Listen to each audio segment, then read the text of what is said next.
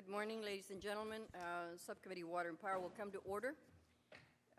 Today's meeting and its purpose is to hold an oversight hearing on the American Recovery and Reinvestment Act funds for the Bureau of Reclamation and the Water Resources Division of the USGS, United States Geological Survey.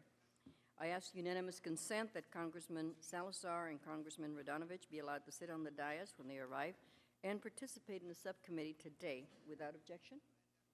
So ordered. After my opening statement, I will recognize all of the members of the subcommittee for any statement they may have. Any member who desires to be heard will be heard. Additional material may be submitted for the record by member, by witnesses, or by any interested party. The record will be kept open for 10 business days following the hearing. 5-minute rule for speaking with a timer, which is in front. I have one and you have one. Will be enforced. The green means go. Yellow, you're near end, please wrap it up. And the red means stop, or I will. First, I'd like to commend the Bureau of Reclamation and the U.S. Geological Survey for rightly prioritizing Title 16 water reuse projects, alleviating the rural backlog, and focusing on the stream gauge system. Now, I realize it's not enough money given the backlog that currently exists. However, we should be happy that we have some money to be able to do that, and we'll continue to push every year until hopefully we will be able to make some inroads in being able to upgrade and maintain. I have always been a very firm believer in that the first-hand effects of Title 16 on a community's water supply is critical. Title 16 program was authorized in 1992 during the 6th year of drought in California. Since its authorization, those 17 years ago, Reclamation has consistently underfunded and has been consistently unsupportive of this program. I hope you caught the emphasis. We now face a third consecutive year of drought conditions and a renewed urgency and importance for Title 16. This program is more crucial now than ever. To quote my friend, Mr. Atwater, we have reached a point where the consensus exists that this program can no longer be an afterthought. I understand you are currently in the process of prioritizing which Title 16 projects will receive a part of the $135 million of American Recovery and Reinvestment funds and plus the $50 million in the fiscal year 09 budget. I request the Bureau to please provide this committee and its members a copy of the final list as soon as feasible. And while we're pleased with the progress shown in prioritizing the project, we still have many unanswered questions. For my friend and colleague, Representative Costa, his constituents face a dire situation of a third straight year of horrible drought conditions in California, Northern California. However, we're also pleased that Reclamation has decided to address the balance between ecosystem and water delivery up front, funding restoration projects that restore the environment but also protect water deliveries. There's some questions sometimes about why the ecosystem, why are we protecting it? And unfortunately, it is not very well talked about that it does protect water. I also have some questions about your infrastructure portion and the use of ARA funds for transferred works. Reclamation still holds title and liability to these projects through operation and maintenance costs are the responsibility of the non-federal agency. Maybe in the underlying discussions we need to have another time is how we assist these non-federal agencies in finding a mechanism for funding these programs so as not to fall in disrepair and later cost the taxpayer woes. For USGS, now is certainly not the time to lessen our water data by discontinuing gauges, and I have some questions regarding your string gauges system and what is going to happen to those string gauges that are being rendered inoperable. Again, Reclamation and USGS, we commend your work in prioritizing projects and look forward to your testimony. To all our witnesses, I look forward to your perspective on reasoning behind Reclamation and USGS prioritized decision methods. I also want to ensure that through the process, some accountability and transparency will be in place in safeguarding public funds. Now I yield to my friend and ranking member, Kathy McMorris-Rogers, for her statement. Thank you, Madam Chairman. I thank you especially for holding this hearing. One of the goals of this committee is to keep the water running and the lights on. And this goal crosses party lines, so I appreciate the bipartisan cooperation and effort behind this hearing. Federal projects have historically provided numerous benefits to my district in eastern Washington state. Many of our western deserts have been literally transformed into the most productive farmland in the world because of these legendary projects. This infrastructure helped settle the western part of our nation, win the world wars, and still today serves as a vital function in providing food for domestic and international consumers, and also provides important renewable hydropower. Much of our infrastructure is in jeopardy, however, because of age, environmental litigation, insufficient funding, and other factors. In addition, there's a growing debate about the future role of the Bureau of Reclamation, the agency that owns many of these projects.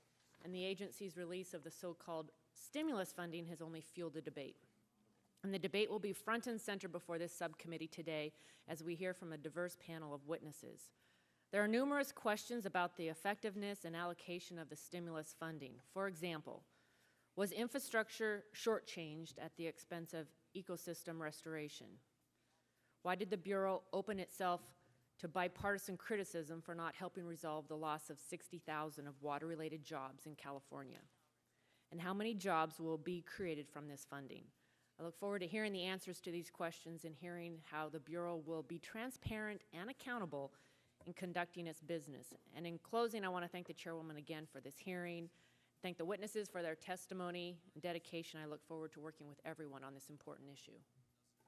Thank you, ma'am. And now we will proceed to hear from Dr. Hastings. Thank you, Madam Chairwoman. I thank you very much for holding this very important hearing, and I want to commend my fellow Republican members for asking for this hearing, and I'm glad to join all of you here today. Madam Chairman, as you know, water is the lifeblood of central Washington and throughout the West. The Bureau of Reclamation's multi-purpose projects have formed the economic and social fabric of many of our western communities. The food grown using reclamation-delivered water has fed millions, both here in America and around the world. The Columbia Basin Project and the Yakima Project in my district are consistent examples of what's working regionally and for America, and they must continue to be part of our working river system. Yet they and many other irrigation and hydropower projects are under constant assault. My distinguished colleague from Eastern Washington, Kathy McMorris-Rogers, just a moment ago spoke about the future of the Bureau of Reclamation. Our need for food security and domestic jobs must be included in this debate. And as we are witnessing in the San Joaquin Valley of California, where employment hovers around 40% because of agriculture water that has been diverted because of a 3-inch fish, people's economic needs must be one of the most important parts of this equation. In those contexts, I and many others who understand the importance of our traditional water and power infrastructure had hoped that the Bureau of Reclamation would focus much of its funding effort on aging infrastructure. In some ways, the agencies frankly did a good job. But overall, the numbers are much lower than many expected, especially when comparing them to some of the ecosystem restoration and other projects. For example, ecosystem restoration funding has been allocated to help private, non-reclamation efforts at the Klamath Basin and at Battle Creek, California. And the agency will also spend around $14 million on a green building in Nevada. These projects, Madam Chairman, may be worthwhile, but some inevitable questions arise when we have $3 billion in aging infrastructure backlogs that are directly related to reclamation and its customers, and we have a crisis situation that's been mentioned by both the Chairwoman and the ranking member in the San Joaquin Valley, and yet the agency has failed to estimate how many overall jobs will be created by spending $1 billion in economic stimulus funding. We had also hoped that the agency would use this as an opportunity to employ some permit streamlining and reduce overhead so that more money could be used for, quote, on-the-ground purposes, end quote. We will hear from the family farmer lines today about this disappointment as well.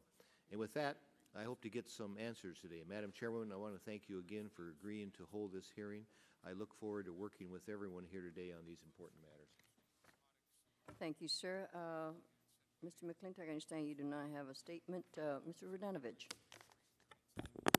Good morning, Madam Chairwoman, And Ranking Member McMorris Rogers, thank you very much for allowing me to participate back. It's good to be on the back on the committee, I might add, and offer some opening statements regarding this funding, the funding for the economic stimulus package and how it may or may not affect our situation in California. The purpose, Madam Chairwoman, of the American Recovery and Reinvestment Act, better known as a stimulus, was to stimulate the economy and create American jobs. In this act, the Bureau of Reclamation was given $1 billion of new stimulus funding to responsibly spend on projects that shore up water infrastructure and create jobs in America. As this committee is well aware from last month's hearing on the California drought, my state is facing a water crisis of epic proportions. 3 record dry years in culmination with judicial decisions that favor fish over humans have resulted in our current crisis. The drought caused in part by the Endangered Species Act only enlarges the national economic and financial crisis in the San Joaquin Valley. The region represents some of the highest foreclosure rates in the country, along with unemployment in the cities at 15% and growing, not to mention rural communities on the west side of Fresno County, which are being decimated with 40% unemployment. Last week, the Bureau of Reclamation released new Central Valley Project water allocation numbers, giving a 10% allocation to agriculture users south of the Delta. The 10% water allocation in the middle of April means little to the farmers who months ago made the decision to fallow their land or pull out crops because of the 0% allocation given at the beginning of the year. This is a case of too little, too late for many of the ag workers in the district who are now without jobs. Times are so desperate that many hungry families must now get their food from food banks because they can't afford groceries. How ironic that this action is necessary in the largest agricultural producing county in the nation. With this $1 billion of new spending, the Bureau of Reclamation can meet the goals of the American Recovery and Reinvestment Act by simply moving forward with projects to allow Delta pumps to increase pumping and thereby saving thousands of jobs in the San Joaquin Valley at no cost to taxpayers. According to the University of California, increased pumping out of the Delta would save nearly 40,000 jobs in the San Joaquin Valley. With many of our cities facing skyrocketing unemployment rates, saving 40,000 jobs would have an enormous impact on our economy. And yet no such relief comes to my region via this act. And today I would like to know why. I was disappointed, if not stunned, to see that the Two Gates project in the Delta on the Bureau stimulus was not included in the Bureau's stimulus funding project list. The Two Gates project is an immediate and temporary solution to both protect the threatened Delta smelt from the pumps and to increase Delta pumping to communities south of the Delta. Why wouldn't the Bureau address the biggest factor contributing to the California water crisis and move forward with a project to protect the species and increase pumping? And why they're not, I can't imagine why this is not happening. Solutions to increase pumping in the Delta, such as the Two Gates project, are only temporary. We still must move forward with long-term solutions such as additional above-ground water storage and a peripheral canal. I encourage the Bureau to be responsible in their management of these taxpayer dollars and use them in such a way that creates the most bang for the buck. I also look forward to hearing the Bureau answer questions on why they did not include the Two Gates project and whether funds can be shifted to this project. Further, I want to know how the Bureau will specifically be spending money the funding assigned to the emergency drought relief and how many jobs they expect to create with their project list. My constituents didn't need a stimulus bill full of funds to go to solve problems elsewhere or to clean up the environment. They need water, and I want to know why they can't get it. Thank you very much, Madam Chair. Thank you, Mr. Radanovich. And we have next Adrian Smith. Madam Chair, I'll submit that for the record. Thank you. Mr. Kaufman, you have no statement? Yes, I do, Madam Chairman. I'd like to thank the Chairwoman and Ranking Member for holding this hearing today. I would also like to thank our witnesses for coming before us. The Department of the Interior and the Bureau of Reclamation were allocated approximately $1 billion in the American Recovery and Reinvestment Act of 2009. As America struggles to update its aging water infrastructure, it is vital that funds allocated to the Department of Interior are wisely spent. I, along with many of my colleagues, including Ranking Member Hastings, Congresswoman McMorris Rogers, and Chairwoman Napolitano, know the importance of water in the West. I look forward to working with him to ensure that funding allocated to the Department of the Interior is spent in a manner that will help us reach our current and future water needs. Thank you. Thank you so very much. And I think we'll move on to the testimony. We have one panel today, and the witnesses will be introduced just before they're to testify.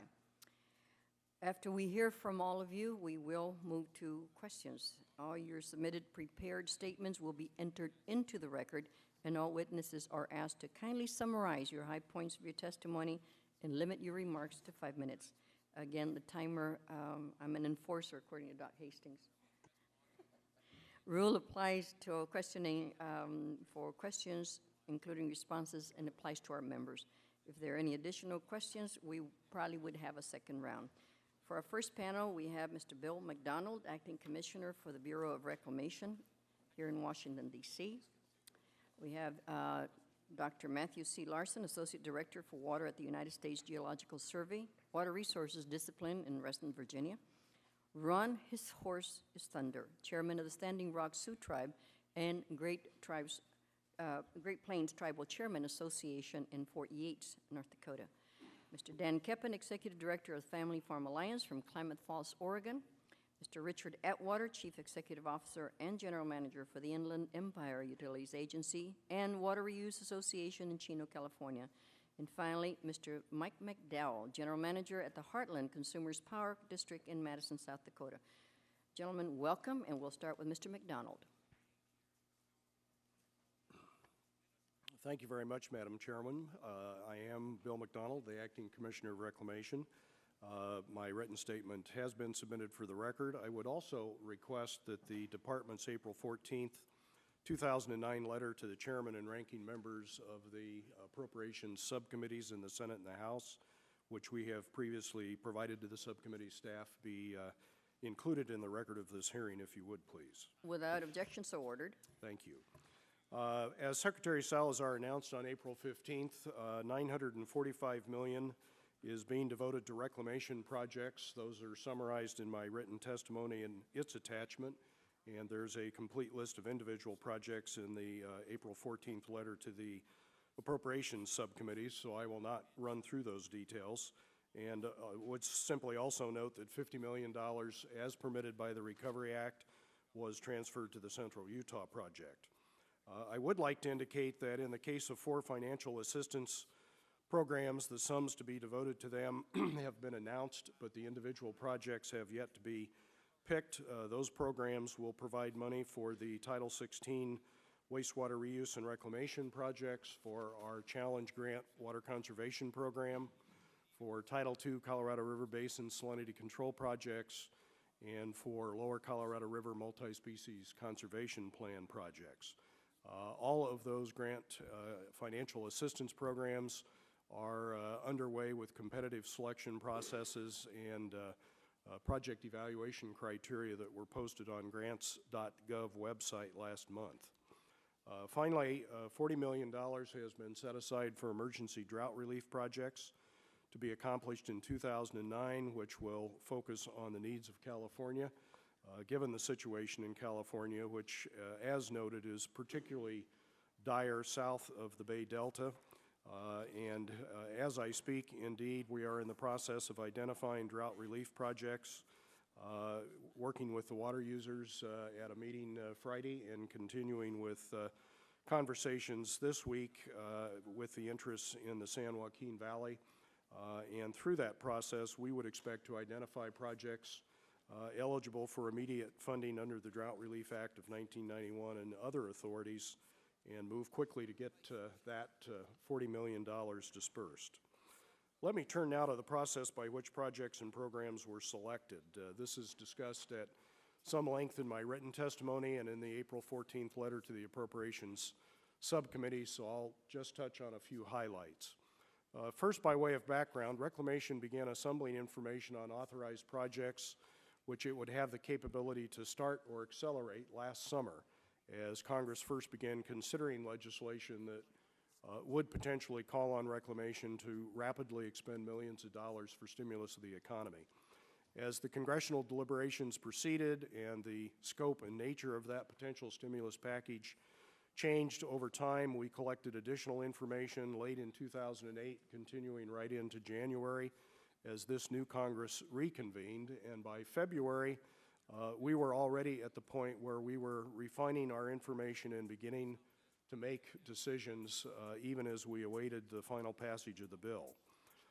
The Recovery Act, as you well know, did not authorize new projects. It only appropriated money for already authorized projects and activities. The projects that were authorized by the Omnibus Lands Bill, Public Law 111, which was not enacted until March 13th, simply came too late to be considered, except for the Title 16 projects, which, because they are going through a competitive selection process, have yet to be selected and could be considered. The Recovery Act and the accompanying conference report established a number of requirements that set the basic parameters for our project selection process. First, Section 1603 requires that all funds be obligated by the end of fiscal 2010. That's an absolute requirement that must be met. In addition, the Recovery Act's conference report that indicated that when allocating funds, Reclamation should consider projects, programs, and activities which, number one, could be executed quickly, number two, have little schedule risk, and number three, will be executed by contract or direct hire of temporary labor and will result in high immediate employment. The department also directed that we achieve a high rate of expenditure, not just obligations, by the end of fiscal 2010, consistent with the spirit of the Act and the President's programs. So in short, we placed a very high priority on shovel-ready projects. The Recovery Act also established minimum funding levels for Title 16 projects, rural water projects, and the canal inspection program, so those minimums, as required by statute, further informed our decision-making process. In the spirit of the Act, Reclamation and the Department used a multi-tiered, merit-based evaluation process that considered the objectives of job creation and advancing Reclamation's overall program priorities. After screening the projects for the requirements that I just listed, we further gave priority to projects that would accelerate construction already underway, would achieve more efficient construction schedules by doing that, cost reductions, and an earlier realization of project benefits. The selection process and the criteria, again, are detailed in my written testimony and the April 14th letter to the appropriations committees. In the context of that framework and that set of requirements and objectives, we reviewed at the end of the day approximately $2 billion worth of potential projects. Since we could consider only authorized projects and activities, these were identified based on our fairly regular program formulation process, our out-year budget projections, and long-term investment plans. Because of this, we generally looked only at extraordinary maintenance and replacement work on facilities for which we are responsible for budgeting the necessary monies, which we refer to as reserved works. The work is reserved, the O&M work is reserved to Reclamation. Those facilities for which water users have assumed by contract the responsibility for maintenance at their own expense, on their own budget, with their own workforce, which we referred to as transferred works, were generally not considered because we are not responsible for and do not budget for those projects and their maintenance. To the extent that a few transferred works were brought to our attention, we considered them, but they were given a lower priority. As a result, all of the specific projects in the infrastructure and reliability and safety investment program area ended up being reserved works. To the extent that water users would otherwise have to advance this monies in the year in which we undertook an extraordinary maintenance or replacement activity, we will instead employ the new authority that allows for repayment over a period of time per the Recovery Act if that is requested by a water user. While this authority could also have been applied to transfer works, the idea of that language came so late in the congressional deliberations. It was not in the House bill as passed last July. It was not considered and discussed in the course of the fall. It came so late, long after we had started assembling data, that we had moved beyond the point of being able to go back and collect information about what water users might have in the way of proposed projects. Did they have the necessary engineering complete? Did they have environmental compliance in order? Could they obligate funds? Could they expend? Simply too late in the process. In conclusion, let me say that the department will work to ensure that the Recovery Act's goals of job creation and mission advancement will have maximum transparency to the Congress and the public. There are multiple reporting requirements built into the Act, all of which we have complied with to date. We certainly will continue to do so in the future. All of our financial assistance possibilities have been posted on grants.gov. The information that has been transmitted to this committee and to the appropriations subcommittees has been posted on the website, and we will continue to do that sort of thing. I want to thank the subcommittee for giving me the opportunity to testify and look forward to answering questions. Thank you. Thank you, Commissioner, and I did give you additional time because hopefully some of what you have said might answer some questions. If not, I'm sure there are going to be plenty of questions for you. I'd like to call on Mr. Costa, who arrived a little bit, and for an opening statement. I believe he does have one. Mr. Costa. Thank you very much, Madam Chairwoman, for hosting this important hearing on the economic stimulus and its impact on water conditions as it affects our entire country, and the potential for this stimulus package to try to assist in those areas that are in deep crisis. Your efforts today and your efforts in the previous hearing on the drought are appreciated, as well as the ranking member. Thank you both, and your staff. Members of the subcommittee, I want to underline the efforts that have taken place. Of course, Secretary Salazar was in Sacramento about 10 days ago, announced the potential of the economic stimulus package in California, and we appreciate the efforts very much. But I was disappointed in the list, and I was disappointed because I think that the current water shortage that has a devastating effect for farmers and farm workers and communities throughout the San Joaquin Valley ended up, in terms of balance, not getting a fair share, in my view. And let me tell you why. More than 300 crops are grown in the valley, some of which are not grown anywhere else in the world. The valley's agriculture is a $20 billion a year industry that accounts for nearly 40% of the valley's employment. 3 consecutive years of both man-made or Mother Nature, I guess, is impact on dry water conditions and man-made water shortages, i.e. the regulatory scheme, have had crippling effect on communities throughout the San Joaquin Valley. We think over 800,000 acres of farmland will be fallowed this year. Experts indicate that maybe 30 to 40,000 jobs may be lost. In the San Joaquin Valley already, we have a crippling of water deliveries that has led to 41% unemployment in the city of Fireball. I represent 8,000 farm workers and farmers. The city of Mendota has 38% unemployment. And Delano, now over 50,000 population, 4 high schools, the home of Cesar Chavez, has 34% unemployment.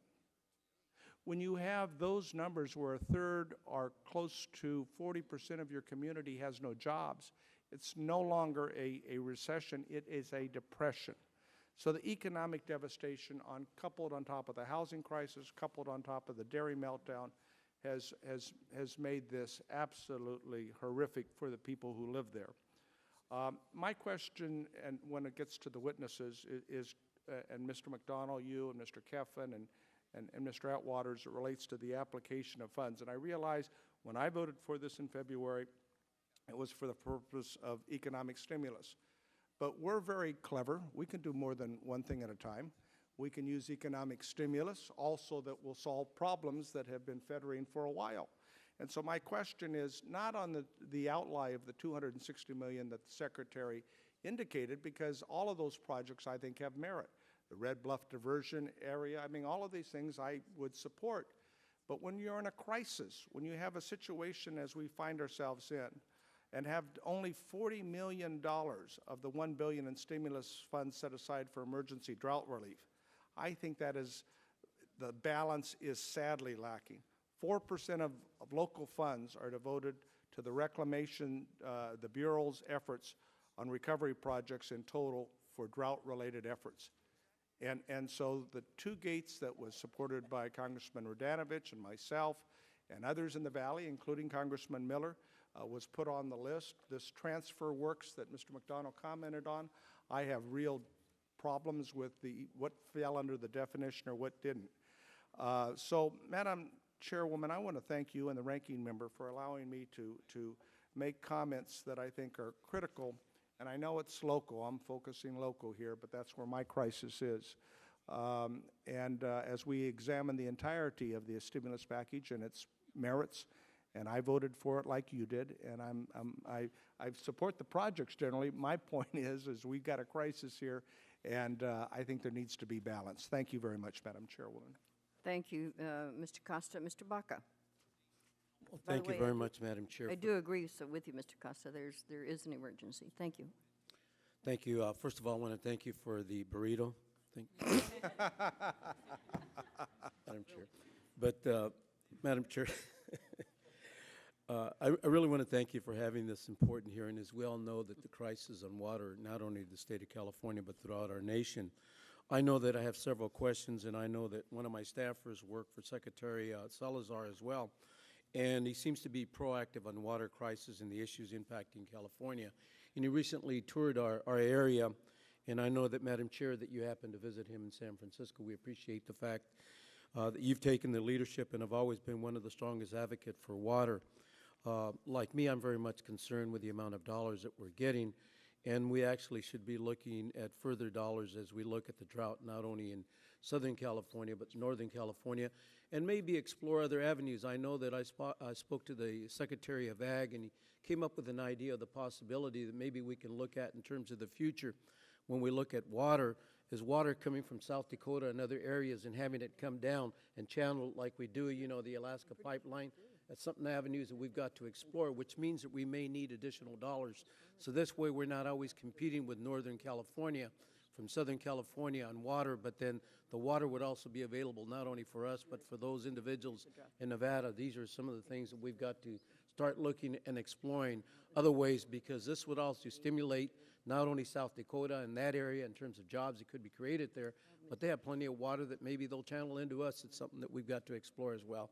And with that, Madam Chair, I thank you. I look forward to asking several questions of our speakers here today. Thank you, Mr. Baca. Next, I have Mr. Matthew Larson, Associate Director for Water, United States Geological Survey in Reston. Sir, welcome. Madam Chairwoman and members of the subcommittee, I appreciate this opportunity to provide the Department of Interior's views regarding USGS efforts to implement the American Recovery and Reinvestment Act of 2009.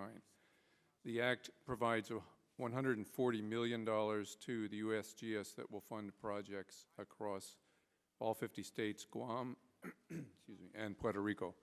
We welcome this opportunity to create and support jobs, and also to support the scientific research that underpins the Department's decisions on behalf of the American people as the stewards of the nation's natural resources. The Recovery Act provides an unprecedented opportunity to address funding needs that could not be met within current appropriations. The funding received through the Act will allow the USGS to address stream gauge modernization, deferred maintenance projects at the USGS facilities, and abandoned groundwater wells that have not been remediated, as well as stream gauges and cableways that have been discontinued and should be removed. Finally, it also includes funds for upgrades to monitoring capabilities for earthquakes and volcanoes, and collection of much-needed elevation data, especially in coastal and riparian areas. My remarks today focus on the water-related project areas which are of most interest to this subcommittee. Of the total ARRA investment for the USGS water program, $14.6 million will be used to upgrade the national stream gauge network, and an additional $14.6 million will be distributed to deferred water maintenance projects. These funds will be expended in all 50 states. USGS National Stream Gauge Network consists of 7,500 sites that provide critical information used to estimate flood dangers, protect fragile ecosystems, construct safe bridges and roadways, and monitor the effects of climate change on water availability. This network depends on the NOAA GOES satellite for transmission of real-time stream flow data. In order for the USGS to continue to use the GOES satellite, The USGS must convert its stream gauges to a new high data rate radio technology by the end of 2013. Approximately 4,500 stream gauges across the nation have already been upgraded to this new technology using annual appropriations.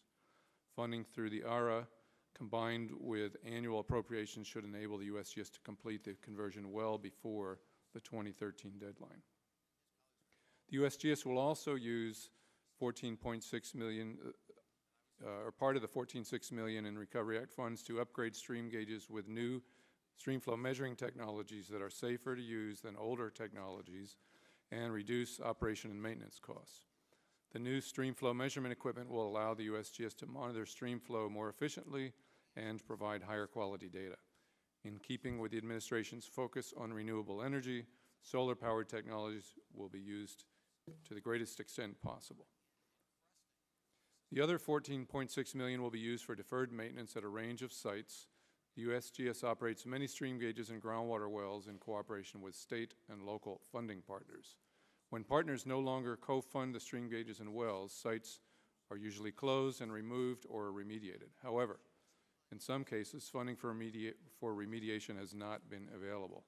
The 14.6 million received through the Recovery Act will be spent on equipment and services that will remove or remediate structures that are no longer in use, thereby restoring the sites and making them safe for public enjoyment. Approximately 1,200 discontinued monitoring sites nationwide will be remediated. Once this work is completed, there will be no future operating costs associated with these sites. In order to meet the President's call for transparency and accountability for money spent as part of the ARRA, and to fulfill citizens' desires to track where their taxpayer dollars are going and how they're being spent, the USGS has established a Recovery Act Oversight Board. The board will ensure that USGS projects are executed according to the requirements of the Act. In other words, plans are meeting the objectives, spending rates are aligned, and work is on schedule. The USGS welcomes this opportunity to provide the science needed to meet the imperatives of the nation's challenges, particularly in the water resources arena, and we thank you for the opportunity to testify. And I'll be pleased to answer any questions the subcommittee may have. Thank you. Thank you, Mr. Larson. And now we have Mr. Ron His Horse's Thunder, Chairman of the Standing Rock Sioux Tribe, Great Plains Tribal Chairmen's Association in Fort Yates. Welcome, sir. Thank you, Madam Chair, for allowing me to testify, members of the subcommittee. Not only am I the chairman of the Standing Rock Sioux Tribe, I'm chairman of the Great Plains Tribal Chairmen's Association, which represents 16 tribes in North Dakota, South Dakota, and Nebraska. Of these tribes, many of them, off the top of my head, I count 7 of them that have given up land to this country so that the dams could be built under the Pick-Sloan Act. Doing so, those tribes lost over 400,000 acres of prime bottomland, land that we use for agriculture to sustain our people. When we lost that land, we were moved up onto the dry prairie, the high-end dry prairie, and we've been in a drought for almost 10 years now. We've been promised, for losing our bottomland, that we would get water for drinking purposes as well as for irrigation purposes.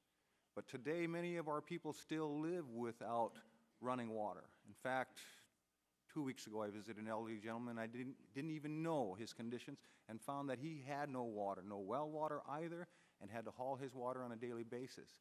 Many of our people do still live off well water, which is brown in color and has minerals which are toxic for if you drink enough of it. That still exists today. And so one of the things we want to ask the Bureau is there are a number of shovel-ready projects for drinking water in the Dakotas. And some of those tribes didn't get any money under the stimulus package. My tribe did receive $19 million, yes it did. But there are a number of tribes that did not receive any money under the stimulus package, and we want to know why. We also want to know this, that as a number of the congressmen have testified to today, that irrigation is necessary for a sustainable economy. It's definitely so for us in the Dakotas. When we gave up our bottomland, again, we were promised irrigation. My tribe alone has today $8 million worth of shovel-ready irrigation projects ready to go right now.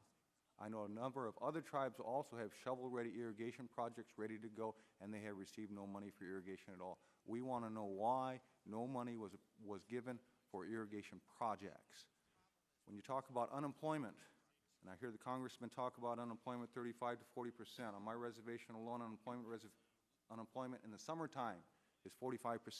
In the wintertime, it's 76%. I know other tribes in the Great Plains who have unemployment rates up to high as 90%. They have shovel-ready projects. We could put people to work. The last thing I want to know is this, we did, yes, receive $19 million worth of money for our MR&I project, for our drinking water purposes. But no rules and regulations have come out in terms of the reporting requirements. We are concerned about that. How extensive are these reporting requirements going to be? As it is right now, we spend a good portion of our appropriations that we normally get on reporting. How more extensive are these going to be? We need to be in a negotiation process right now with the Bureau so that when we sign our documents and accept the money, that we not only can we spend it, but we know what the reporting requirements are. We're ready to go right now, right today. We are ready to bid those contracts out today, but we don't know the reporting requirements, and we need to know those so that we can spend the money in a timely way. Thank you for this opportunity to testify before you. Thank you, sir. We'll move on to Mr. Dan Keppen, the Executive Director of Family Farm Alliance from Klamath Falls, Oregon. Thank you, Madam Chairwoman and members of the committee. I would really like to thank you and the committee, the subcommittee, for your leadership on this issue over the last year. We're glad to see these provisions in the final overall stimulus package. My organization represents farmers, ranchers, irrigation districts, and related industries in the 17 western states. All we focus on is the water associated with those members. We feel that addressing aging water infrastructure in the West should be the top priority in Reclamation stimulus package. A lot of these facilities throughout the West are 50 to 100 years old, approaching the end of their design life, and they need to be rebuilt and rehabbed for the next century. Reclamation has estimated that $3 billion will be needed from project users in the near term to provide for these essential repairs and rehab of its own facilities. Unfortunately, as has been mentioned, we only count $130 million out of $1 billion in this package that are focused on addressing existing water infrastructure. Overall, this package, we think it's pretty good. It's a good mix in general. Especially, there's projects in Washington State, Montana, the Yuma area of Arizona that we support. The Red Bluff Diversion Dam, I think, is perhaps the best project in this whole mix. It's a win-win for the environment. It opens up a stretch of the river that could ultimately help recover threatened and endangered species of fish. And importantly for our members is it provides assurances and protection in the future for farmers that irrigate 150,000 acres of some of the most productive farmland in the country. With that said, we do have some other concerns. Again, only $130 million out of $1 billion is going to aging infrastructure.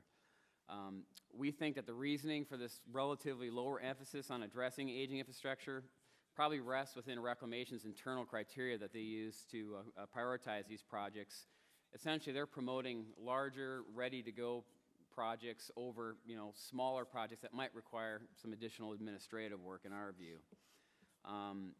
We have grave concerns about the fact that the repayment provisions that were outlined in the conference report associated with the final bill passage were really not dealt with. I was encouraged to hear the acting commissioner's comments that if water users are interested in want consideration to allow these repayment provisions to be enforced, that's encouraging. Right now, we haven't really heard a lot of that. That's a big concern for our members.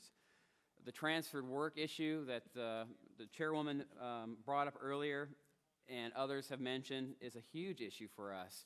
We just don't understand why transferred facilities, which are a federal investment that are going to put people to work if we address them, if they're essential to the well-being of our rural communities, why they're any different than the reserve facilities that are maintained essentially by the Bureau of Reclamation.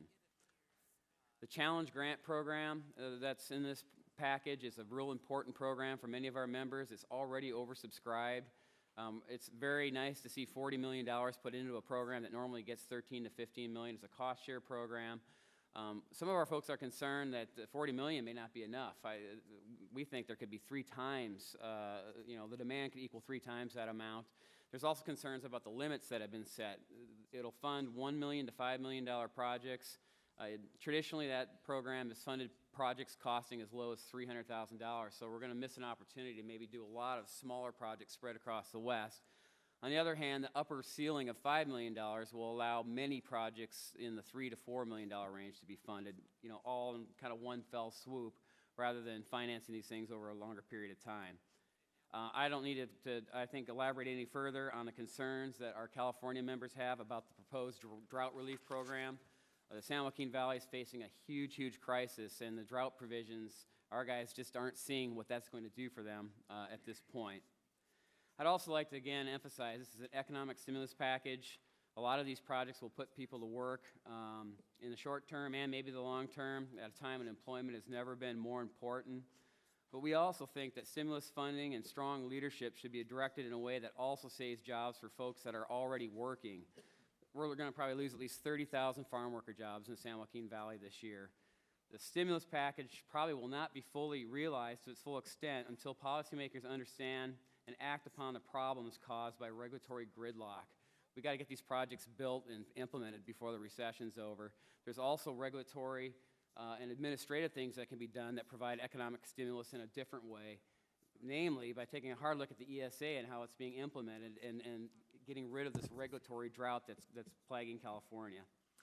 So again, success of this stimulus proposal is important to our organization, and we're really trying to ensure that these stimulus dollars are used as effectively as possible. We will monitor initial progress as Reclamation implements this program, and we will engage with Congress and the Obama administration as required in the coming months. Thank you for this opportunity. Thank you, Mr. Keppen. And we move on to Mr. Richard Atwater, the Chief Executive Officer and General Manager of Inland Empire Utilities Agency, President of Water Reuse Association in Chino. Thank you very much, Madam Chairwoman and Ranking Member McMorris Rogers and the other members of the committee and other members of Congress. I really do appreciate the opportunity to speak before you today. First, I want to compliment the Chairwoman for her wonderful leadership in championing both not only Title 16, but looking at creative, innovative ways to solve water problems throughout the West. And one of the themes that I want to talk about today is these problems have been going on for a long time, and we need to be strategic about how do we solve problems, and I'll give you some suggestions on how we do that. And certainly in the stimulus package and what Secretary Salazar announced, as Congressman Costa alluded to, 10 days ago, $135 million for water recycling is a great down payment from my perspective to helping to solve problems, not just in California, but in Las Vegas and in Denver and along the Rio Grande and throughout the West and, frankly, throughout the United States. First of all, let me just give you a little background. For those who don't know me, I am president of the Water Reuse Association, and if you go back, I'll just date myself by the last 3 droughts that affected the West rather dramatically. 1976-77, I was in Las Vegas when the Colorado River bailed out the California drought by giving Southern California a full aqueduct. And we, in those days, recognized that water shortage is going to be a clear problem. And unfortunately, in 1981, California didn't pass the Bay Delta solution, the Peripheral Canal. In 1986, I worked very closely with Congressman Costa when I was at the Metropolitan Water District. He was right then. We're still working on the same issues in Bay Delta, and we need to solve that problem. And we can talk a lot about that, but I don't think we have enough time this morning. But we do have a briefing this afternoon at 2 o'clock. Thirdly, in 1990, we were in the 2nd year of the Colorado River drought and the California drought. MWD, the Bay Area, everybody was on water rationing. Secretary Emanuel Lujan, Congress hadn't acted. Commissioner Dennis Underwood came to San Diego and announced a press conference. They said, you know, the way to solve our problems statewide is to initiate the Southern California Regional Reuse Study. It was the Bureau of Reclamation, he said, in Las Vegas. It was in Phoenix and in Southern California in the Bay Area for agriculture in the San Joaquin Valley. They said, you know what, we need to use this water we're dumping in the Pacific Ocean. It wasn't Congress. Congress enacted it in 1992, but it was the leadership of Secretary Lujan and Commissioner Dennis Underwood that embarked on that. I say that because Chairwoman Napolitano and I were working together when she was mayor of Norwalk, and I was working with the agencies in LA County to deal with the drought. That's when we started it. And of course, as Congressman Miller just sits down, he was the one who championed that bill that helped us solve the water problems in LA County. So I bring that backdrop, and today, since 2000, the Colorado River has been on a drought. All 7 basin states want to stretch the supplies from Denver to Albuquerque to Phoenix to Las Vegas to Southern California. We're not making new water on the Colorado River. Lake Mead and Lake Powell are in the worst condition they've ever been.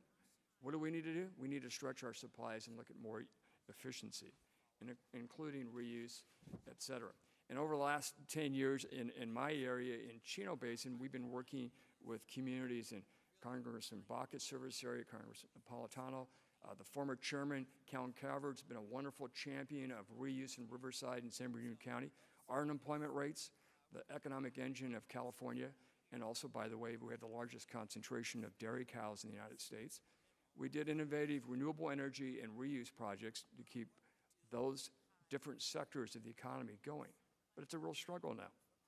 So what I'd like to point out is when we look at the stimulus package, it's a wonderful down payment, and certainly the leadership of Secretary Salazar and the bipartisan effort of this committee to support innovative water solutions like reuse, encouraging the Bureau of Reclamation to promote water conservation, and I would say even more today, which is something I think is really important, not just in California, but throughout the United States, the energy footprint of water use and renewable energy is a critical issue that we need to examine.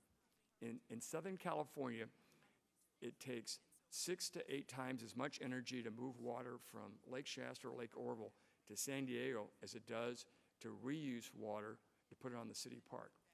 And when you consider how much money we spend to purify that water to make it into drinking water, and then to use it to irrigate a golf course or put it in a power plant, frankly, that's a dumb, very wasteful strategy.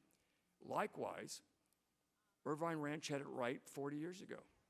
All those strawberries, all that produce in Irvine Ranch, Mission Viejo, and where I work, 1/3 of our customers on reuse are agriculture.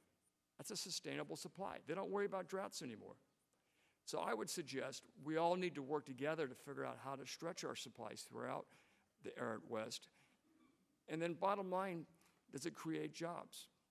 Let me just point out that the $135 million out of the $1 billion in the Bureau's package for Title 16, because it's capped at a 25% cost share, results in a $500 million investment over the next 2 years.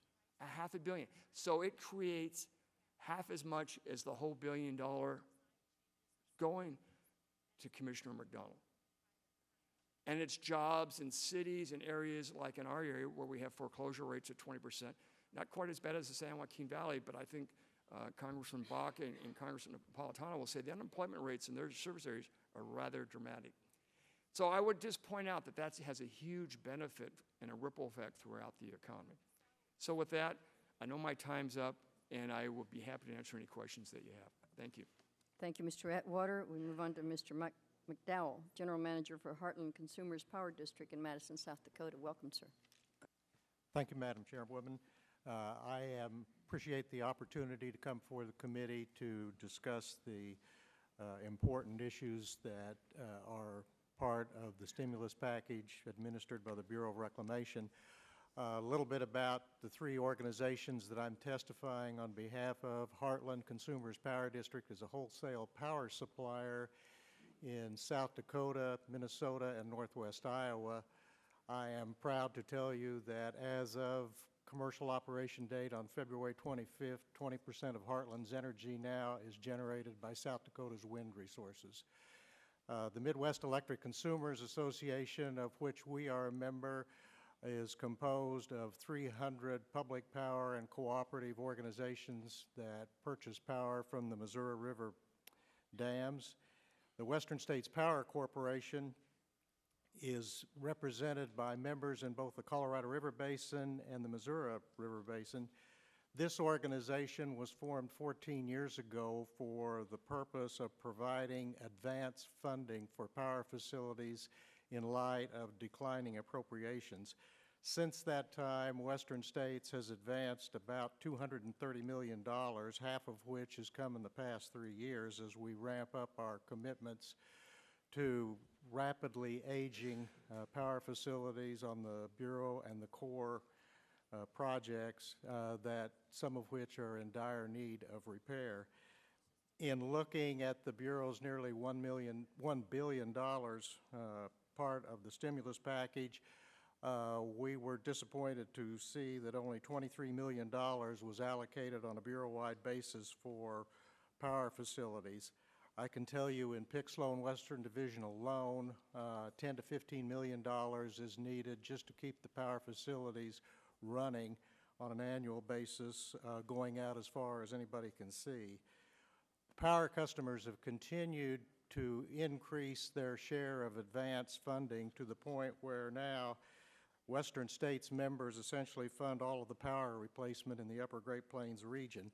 This has been fortunate for us and our customers, and I think also has benefited the Corps of Engineers and the Western Area Power Administration. Our advances in 2009 will approach $60 million. That's the good news. The bad news is we are reaching the limit of our ability to fund advance funding for Bureau projects.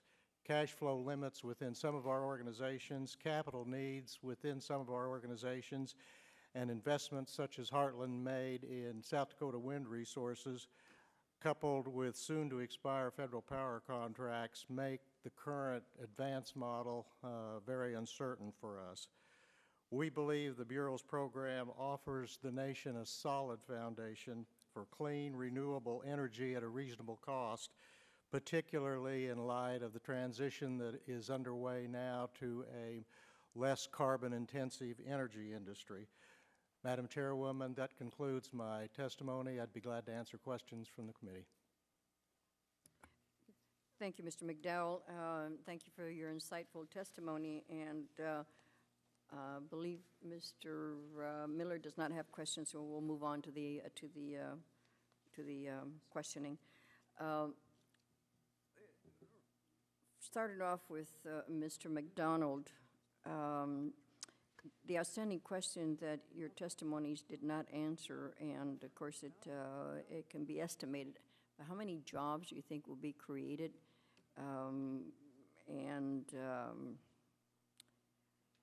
How can we try, because this is just an estimate, we're understanding that this is in the future, but beyond that is, what is the time frame that you envision being able to have that money to the chosen projects? And when will that start so that those jobs, wherever they may be, will be created? Yes, ma'am. In terms of the job estimates, the Department of Interior has thus far been using a pretty simple rule of thumb multiplier. And we are estimating, based on the economic literature, that every $1 million of economic stimulus money for the kinds of activities Reclamation is undertaking will generate about 28 or 29 jobs. So that translates into about 26 to 27,000 jobs for the $945 million that Reclamation will expend. As Mr. Atwater pointed out, though, a number of our projects and programs are cost shared by non-federal partners. So that's 26 or $27,000, pardon me, 26 or 27,000 jobs for $945 million federal dollars. It will be substantially increased by the non-federal dollars associated with that and the other programs that have cost shares that typically are running 75%, depending on the program, non-federal money. So quite a bit more than the 26 to 27,000 jobs. Relative to how quickly we'll do it, it will obligations will be made over the period of the next 18 months to meet the statutory deadline, of course. We will move as quickly as we can on all fronts. OMB actually apportioned the money the day after the Secretary's announcement of our final decisions. We have already loaded our financial system in the manner that we've got to put everything in with the requirements that we identify stimulus money separate from regular annual appropriations. That all got done last week. I will be putting out a memorandum this week that authorizes the regional offices to proceed on anything that has been approved already if we have all the process questions answered. And in that regard, the gentleman speaking for the tribes noted there are some outstanding questions about 638 contracts, financial assistance, exactly how Davis-Bacon applies. We are awaiting guidance from the Office of Management and Budget on that front, but the department is working very hard and very closely with OMB to resolve those questions quickly. Have you set any time frame for OMB to reply? I don't generally set time frames for They OMB. do. Well, if there's any way that we can possibly make an inquiry to OMB, as you well know, I have no problem, because this is a serious matter, and I'm sure there's other constraints that they have. However, this is urgent also. And I can assure you OMB understands there are a number of working groups that have identified all the questions and are working through them as rapidly as possible. Also, Mr. McDonald, there are certain projects under the Environmental and Ecosystem Restoration that also qualify under the Meeting Future Water Supply Needs category.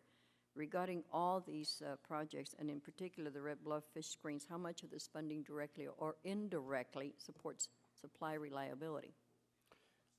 Generally speaking, with a couple of three exceptions, I would say all of the projects could also be called water supply projects, in the sense that what we are doing with those projects is, for the most part, meeting the requirements of biological opinions that are in hand, which if we do not meet could lead to reductions in project water supply, or biological opinions in the case of Red Bluff that is 6 weeks away and we know full well what that biological opinion will say, and litigation in the past associated with those biological opinions that has brought us into compliance. Red Bluff in particular is a classic example of the kind of contemporary issue that Reclamation confronts. If we don't solve that problem by 2012, given the biological opinion I expect to receive on June 2nd, we risk losing the water supply for 150,000 acres of high-value crops, another Klamath. That's about as much 100% water supply as I can imagine. So while labeled ecosystem restoration, and every one of them is contributing to a restoration of habitat and ecosystem conditions, they are all there for the purpose of protecting already existing project benefits and the water supply associated with those projects. Thank you, Mr. McDonald.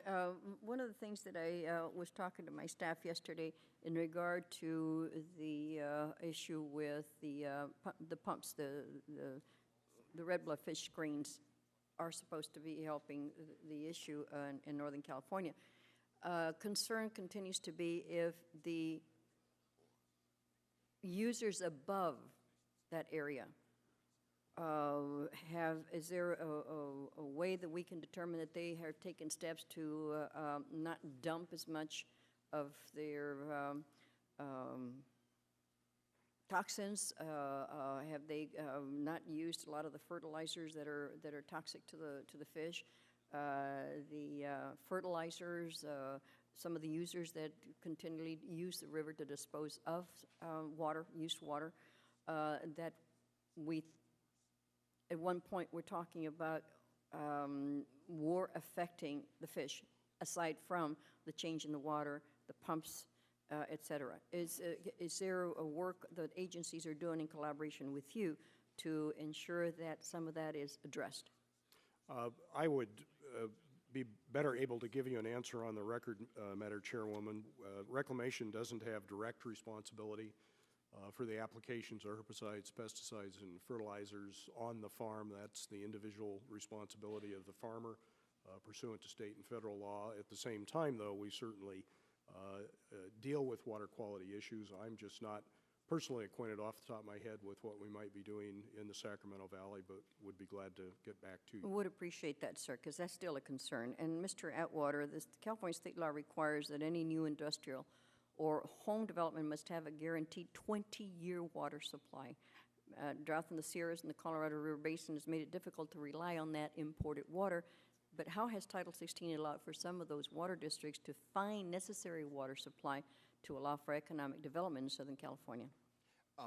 Great question, and simply, not only in my service area, but throughout Southern California, Title 16 has allowed builders of new communities. I'll cite the example in the city of Chino, where Lewis Operating Company master planned about 4 years ago an 8,000-unit master plan community, dual plumbed with purple pipe, following the model of Irvine Ranch from 40 years ago, and we were able to guarantee them a water supply.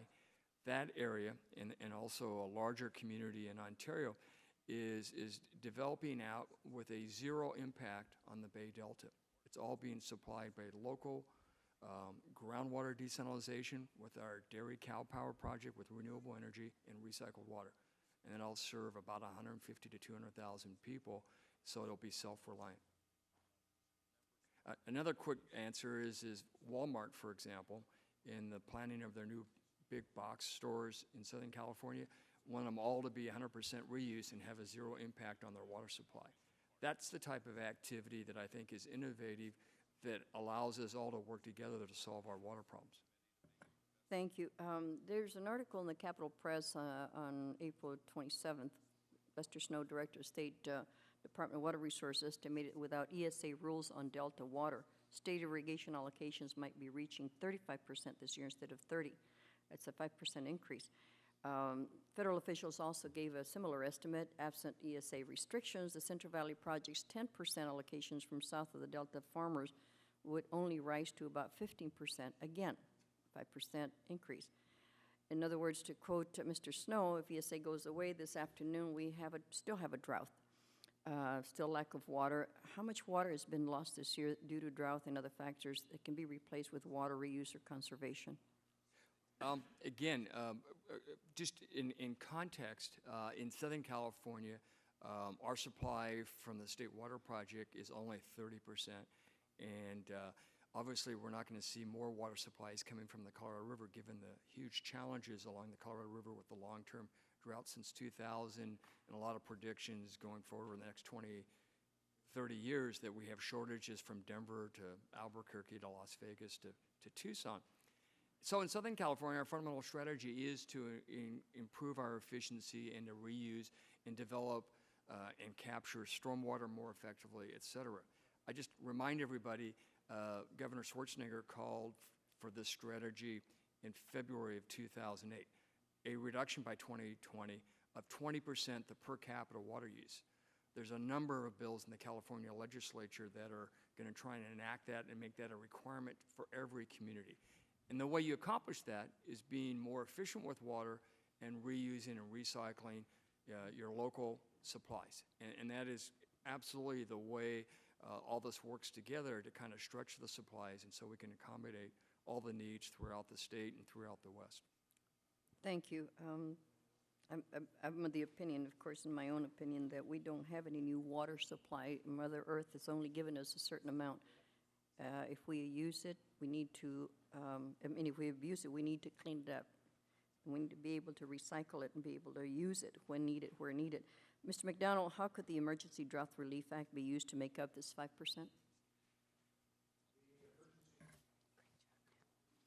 Pardon me. The Emergency Drought Relief Act of 1991 provides 3 or 4 principal authorities for reclamation. Number one, it allows us to ourselves construct temporary, but I emphasize temporary, it's stated in the statute, temporary facilities to relieve drought problems. So we could lay plastic pipe, for example, to get water temporarily to a city that needed it. We can put in temporary pumps. We could float a barge in a reservoir with pumps if intakes had been exposed. The only thing that we can build of a permanent nature are wells. They can be left in place. Secondly, it gives us the authority to provide funds to parties to do that themselves. Thirdly, it provides us the authority to move non-project water through our federally owned facilities in a very expeditious manner, as opposed to the standing authority, which we call the Warren Act of 1911, that we otherwise have to use, which has several limitations, the principal one of which is we can only move irrigation water through our federally owned facilities under the Warren Act. Drought Relief Act takes that constraint off, lets us move water for any purpose. So those are the basic features of the Drought Relief Act. In the context of California, though, I would also emphasize that there are a couple of three features of the Central Valley Project Improvement Act that, although not labeled drought relief, provide the kinds of activities that can be utilized for drought relief. So we will exercise that authority as well if appropriate. Thank you, sir. Ms. McMorris-Rogers defers to Mr. Radanovich. Thank you very much. I appreciate that. California gets $260 million of stimulus money, and as Mr. Keppen had testified a little bit earlier, and as you did too, Mr. McDonald, the Red Bluff Diversion Project is a good example of a win-win because it does address a pending biological decision on the Delta with regard to the salmon. But I fail to see where any of the rest of that money is going to deal with the other biological opinion that's been in effect for a year and a half now on the Delta smelt. And it does concern me because we have not been allowed to pump during the wet seasons in two seasons now. Last year we lost about 600,000 acre-feet of fresh water into the ocean, could have been pumped into the San Luis Reservoir and be held there to allow us to alleviate the effects of Mother Nature's drought, let alone the man-made drought that we're facing there right now. The Two Gates project is one simple project that could be installed in the Delta. It allows for, it's just the installation of two gates. It's just temporary, keeps the Delta smelt away from the pumps. And I understand that it could be considered shovel-ready if the Department of Interior, Fish and Game as well, made it a priority by expediting the permits. Can you respond to that for me, please? I certainly will try. You are, first of all, correct that none of the projects we selected speak to the immediate issue of the smelt. Relative to the Two Gates project, our understanding as recently as reviewing the information with the water users in the state Friday in Sacramento was that it simply was not shovel ready. We could not get it to the point that it could be obligated by September of 2010. What we can look at and will look at this week is whether there's any temporary fix there that can be done in a matter of months that would be eligible under the Drought Relief Act. And I do understand that that's, as I interpret the Two Gates project, it is something that could be done in as quickly as 2 months. The issue is expediting the permits. And that is whether the agencies are willing to prioritize this project to expedite the permits to allow that to happen. I have different information is all I can say, Congressman. It's considerably more complicated as a construction matter. I would be glad to dig into that deeper and get back to you on the record. If you would, I'd appreciate it. As I understand, it's probably one of the more simple projects that the Bureau's ever done. And I want to know, has the Bureau expedited permits before for certain projects to get them in a little bit faster? You know, we don't grant permits ourselves, so in a environmental regulatory context. We are a regulated agency. So we accelerate in the sense that we often do everything we can to move more quickly in contributing staff time, but at the end of the day, it's federal and state agencies that regulate us, and we do not control their schedules. But those permits by those agencies have been expedited before. I certainly know cases where state and federal agencies have given priority to a permit that we may need to seek, yes. Is in your opinion, the situation in California warrants that extra attention, that expediting on your part? If it would assist in the next 8 or 10 months on the drought, it's certainly worth looking into, yes. All right. Thank you very much. I appreciate that, Madam Chair. You're very welcome, sir. Mr. Miller. I'd like to just follow up where Mr. Radanovich was. Does it make a difference in terms of expediting this, whether this is a Bureau project or whether this is a project of the Water District? It certainly would, and one of the most of the information I've been given now for several months that this is ready to go. That it is ready to go, yes. Mr. Miller. It makes a difference in the sense that up until now, everybody has considered this to be a project that the State Department of Water Resources had the lead on. We have not been doing environmental and planning work on it because DWR was going to proceed with it. And one of the outgrowths of this meeting I referred to Friday is our regional director is getting a hold of Lester Snow, the director of the Department of Water Resources, to clear up who needs to be on first base here. Because I think a testimony or in an earlier hearing of this committee, if I'm correct, was that this is one, a project that there's seems to be a great political consensus around, which is unique in itself. That's got to be worth some points. But the other is that, in fact, this project is ready to go. I recognize it's an experiment. We don't know whether it will work or not. And I think there's been a little bit of fear factor there that you may get sued or what have you. But that's not a reason for not going forward if the project is, as most of the stakeholders believe, a valuable experiment to see whether or not we can protect the smelt in this situation. So I hope this isn't getting caught up in whether one, we are fearful of going forward, and two, whether or not there's some competition about whose project this will be and allocating it or not. Because I think that if the funding is available and if the district's willing to, if the local district's willing to take it on, that would be that would seem to make some sense. Would the gentleman yield? Yes. If the meeting that Mr. McDonald is speaking of on Friday is the same one that I believe it was, I was participating in that meeting, and my understanding is that based upon your comments, Mr. Miller and Mr. Danovich, Lester Snow, the Director of Water Resources for the state of California, does believe that the environmental consultation process could take place and could be completed by August of this year, and that they could begin construction. So I think your point is well taken in the sense that maybe the lead on this should be the state, working with Contra Costa Water Agency, who has, I think, first proposed it. Both you, Congressman Rudanovich, and myself, and I believe others, support it. And maybe it's the process that has created the problem here. And maybe we need to, and that was one of the suggestions I made to Mr. Glazier in our meeting on Friday, is that he ought to go and confer with the Director of Water Resources, with Lester Snow, and maybe the state ought to take the lead on this so that we could get through this process, because it does have potential merit. It does have, as you noted, political support in a bipartisan fashion, which is unusual in California, and we ought to move on it. Yeah. I thank the gentleman. On another question, has there been any discussion of looking at the screening of the CVP pumps on a pilot basis with stimulus money, to your knowledge?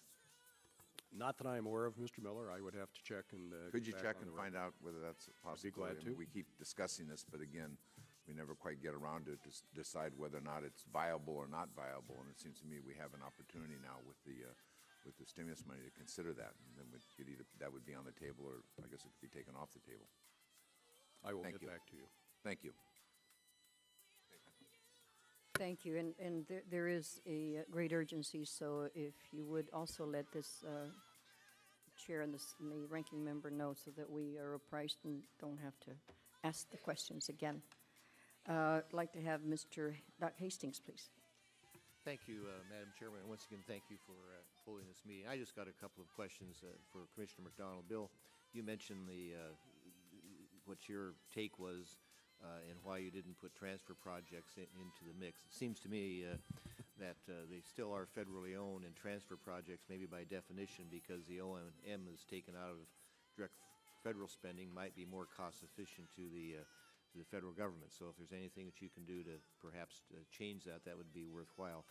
But I want to talk specifically about a project in my district, and that's the Quincy Irrigation District within the Columbia Basin project. They've been concerned on the West Canal because of a choke point. And my understanding, talking to them over the last several years, that this choke point came into being because when the canal was being built, there's lack of funds, and so rather than building it as wide as they should have, they choked it down, and so as a result, down project, you don't get all the water. I guess my question to you is, this is something they've been working on for some time because of the efficiencies and the fact that we need more water in other parts of the district. Would you, I guess, what is your intent to try to resolve this problem? Because while this is a transfer project, it's not an O&M issue, not an infrastructure issue. It's a design, rectifying a design problem initially. And so I just wonder if what your thoughts are on that in the future. Thank you, Congressman. That has been an issue and some difference of opinion, frankly, between the district and Reclamation as to whether we have an original design capacity problem or not. We have continued to work with the district and have gone out and done a variety of field work to characterize the issue, and are continuing the discussions with the district to see what the long-term fix might be that would be appropriate. Okay, thank you. And I just have one other question for Mr. Atwater. You have spoken at length about working together to try to make sure that there is adequate water for all of California. Is storage something that you and your organization support? Absolutely. In fact, just to summarize briefly, one of the things that's helped alleviate our shortage in our service area and for all of the 19 million people in Southern California is we entered into an agreement with the Metropolitan Water District 6 years ago, and we banked 100,000 acre-feet in our adjudicated basin, and also got a grant from the state of California through the Prop 13 2000 bond issue. And so we've reduced our imported water use this year by half by taking half of our water out of the storage account. And we're going forward next year in the drought and the year after, in effect, that kind of groundwater storage, which goes on in Kern County and in semi-tropic and in groundwater basins up and down the state, is something that we... And I was talking, when I talk about storage, I suppose all people have different interpretation, but I'm talking about storage at the initial source, which obviously in California would be in the Sierra Nevadas. Are you in favor of more storage, looking at more areas to store water in the Sierra Nevadas? Well, in the context of CalFed, we've evaluated a lot of different alternative storage. I will tell you that in the state water plan, groundwater storage is much more cost-effective than surface storage. And so if you're interested in investing in the most cost-effective storage, then doing the groundwater banking that we do in Kern County at Semi-Tropic, Arvin Edison, which I was intimately involved in that over the last 20 years, or whether it's storage in Chino Basin or in Madera Ranch or in Santa Clara County. I think all of those, plus looking at ways to operate all the surface reservoirs and augmenting projects so we can maximize the storage when we do have a wet year. Well, I would be in favor of an all of the above approach, but certainly something very basic ought to be at least more storage, or you said augmented storage at the source, which of course is where the snow melts initially.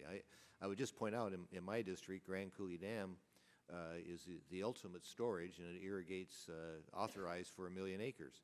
Irrigates slightly over 500,000 now. So I understand you to say then that you are in favor of more storage at the source. Is that a fair assessment of what you said?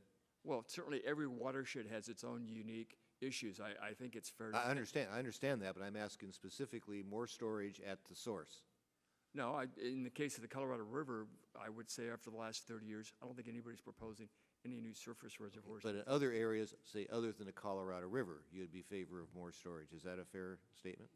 I wouldn't do that generically, because every watershed, again, has some unique characteristics and unique issues that you have to address, and whether or not it's cost effective to do that, or... Well, let me say specifically in California then. Let's narrow this down. Again, there's a lot of watersheds. Okay.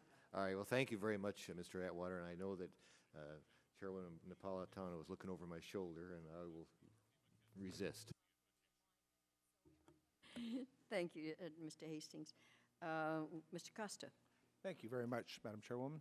Mr. McDonald, as I alluded earlier, you know, this is a crisis that we're facing again in the valley, and God forbid should this drought continue as the last drought, as Mr. Atwater noted, a fourth or a fifth year. The last drought lasted 6 years. We will be rationing water in Southern California, the Bay Area, and we will be out of water in parts of the San Joaquin Valley. Noted, with that crisis understood, the irony that the fact that in my area, some of the hardest working people you ever meet in your life that would normally be working if there were water to grow food to put on America's dinner table are now in food lines. When you came up with the $260 million, as I stated earlier, that I think is a good list, what was the rationale for $40 million? We had a variety of information in front of us that suggested the drought relief projects that could be done in 8 or 10 months, dealing with this year, 2009. The list varied between roughly $35 and $50 million, as my memory serves me. And so as I made a final judgment about the distribution to dollars, I settled on $40 million as a sum within our authorities and within the constraints of the Recovery Act. Well, as you know, we've been working on a list, a number of us, since January with the local water agencies, and not all of them actually were projects that required dollars. A lot of them required transfers and exchanges, and you commented earlier on your opening statement that transfer works were not a part of the criteria to be included. Why not?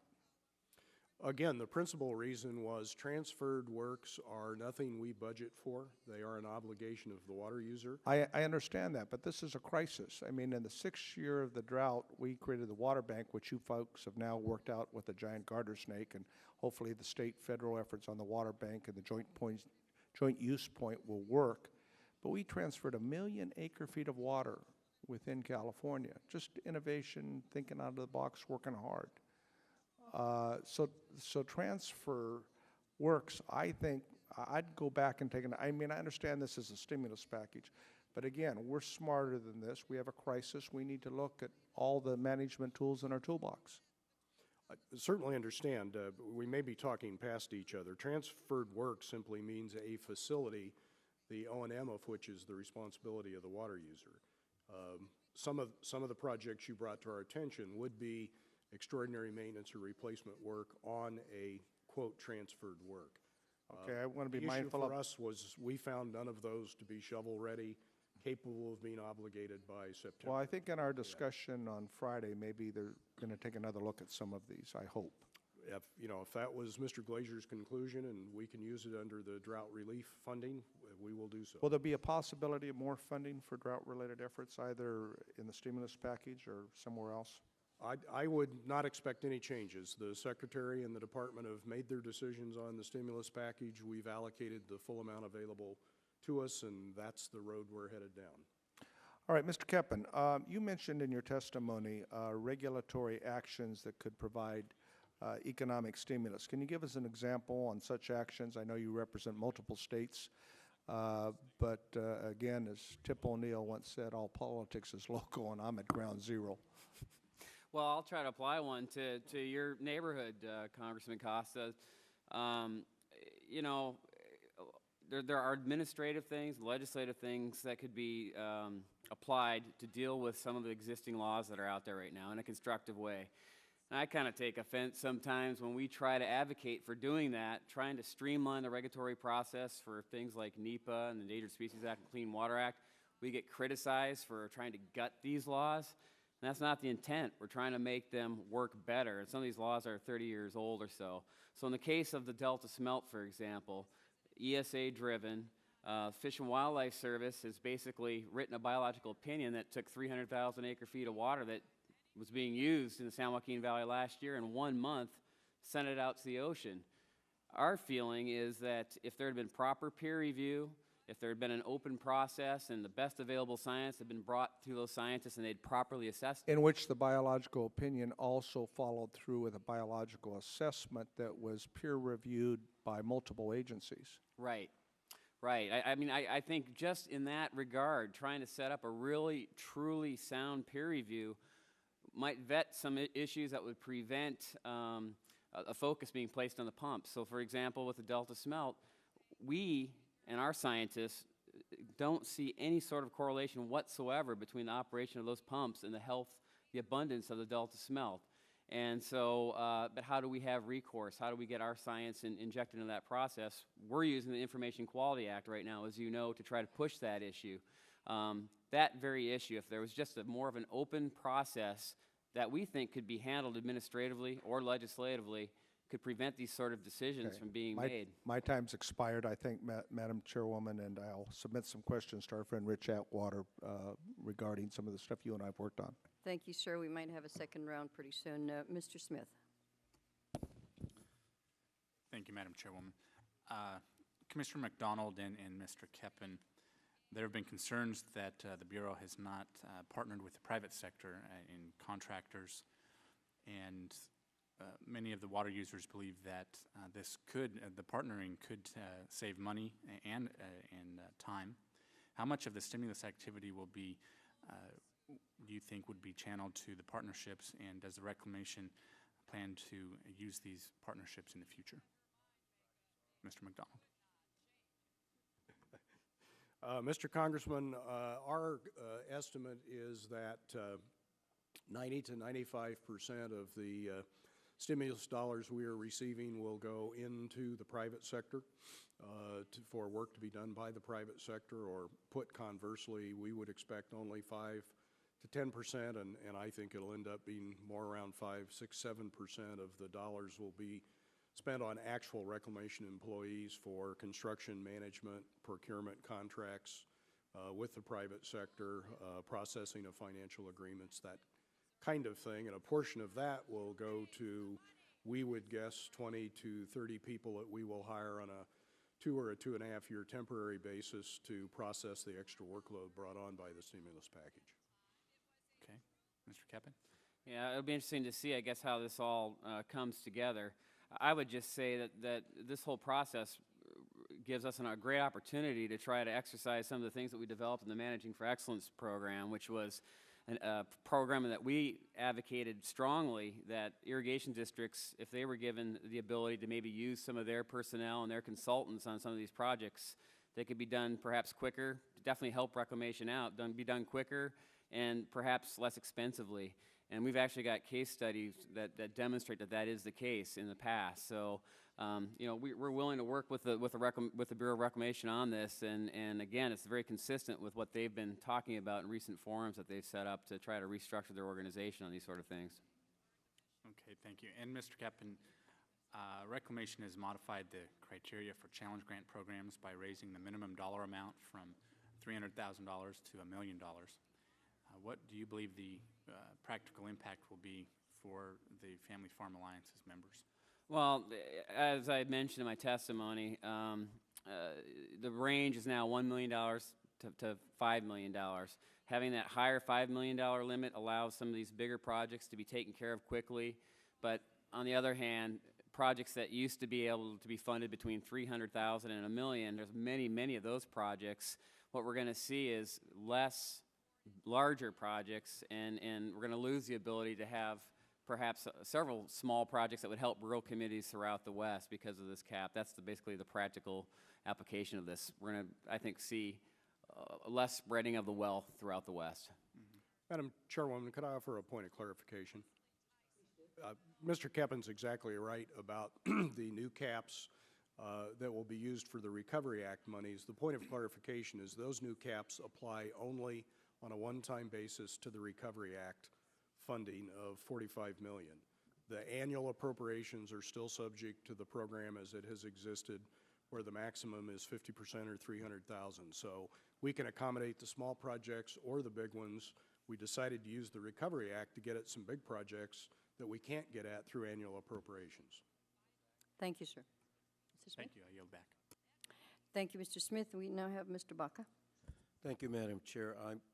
Mr. Williams McDonald, I have 7 questions that I'd like to ask you, and I know that I'm going to go ahead and ask all 7 now.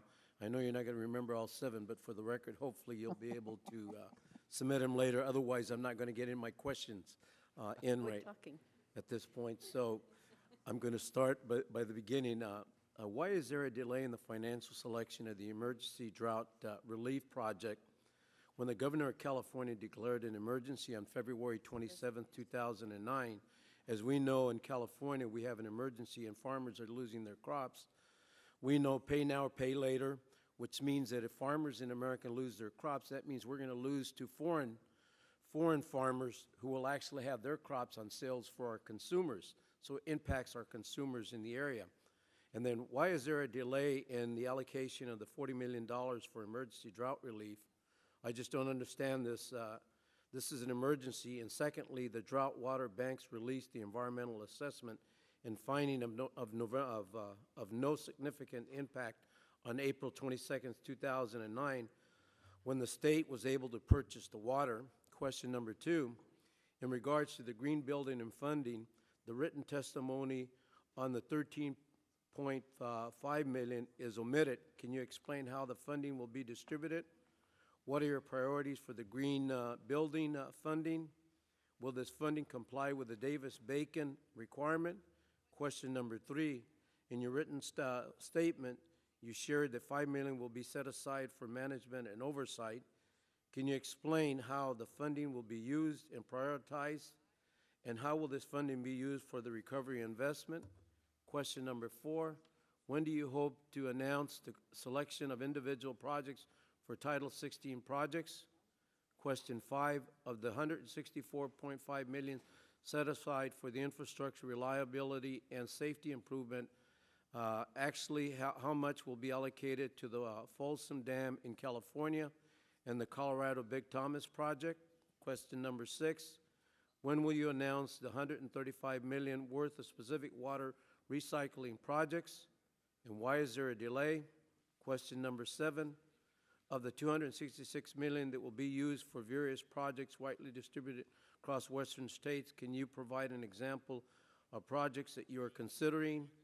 When will you make these decisions? And I'll repeat any of these questions over again, but I got all 7 in. And you may begin, Matt. And I am to get them all in too. Okay.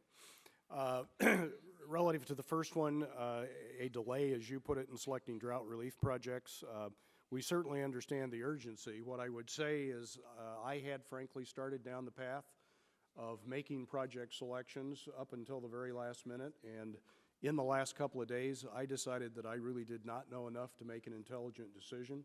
So we went to a lump sum of $40 million so that we would have the opportunity to meet particularly with California water users, but there are a couple other areas that seek input as well and get their input before we made decisions. So that's why we didn't come to individual project selections in advance. With respect to the green building category, that is a single building in Boulder City for our Lower Colorado region, and the Boulder City being the office building for our Lower Colorado region. It is a LEED compliant, L-E-E-D, energy efficient building, and from our perspective is part of infrastructure. You've got to have warehouses, equipment yards, office buildings to put computers, control systems for dams in, and it in a way is a piece of infrastructure. It's a single building. That's the only thing in that category. Your third question, if I caught it, was what goes to management and oversight. The Recovery Act specifically provides in Title IV that 0.5% of the monies appropriated is to be used for management and oversight. We will devote those monies principally to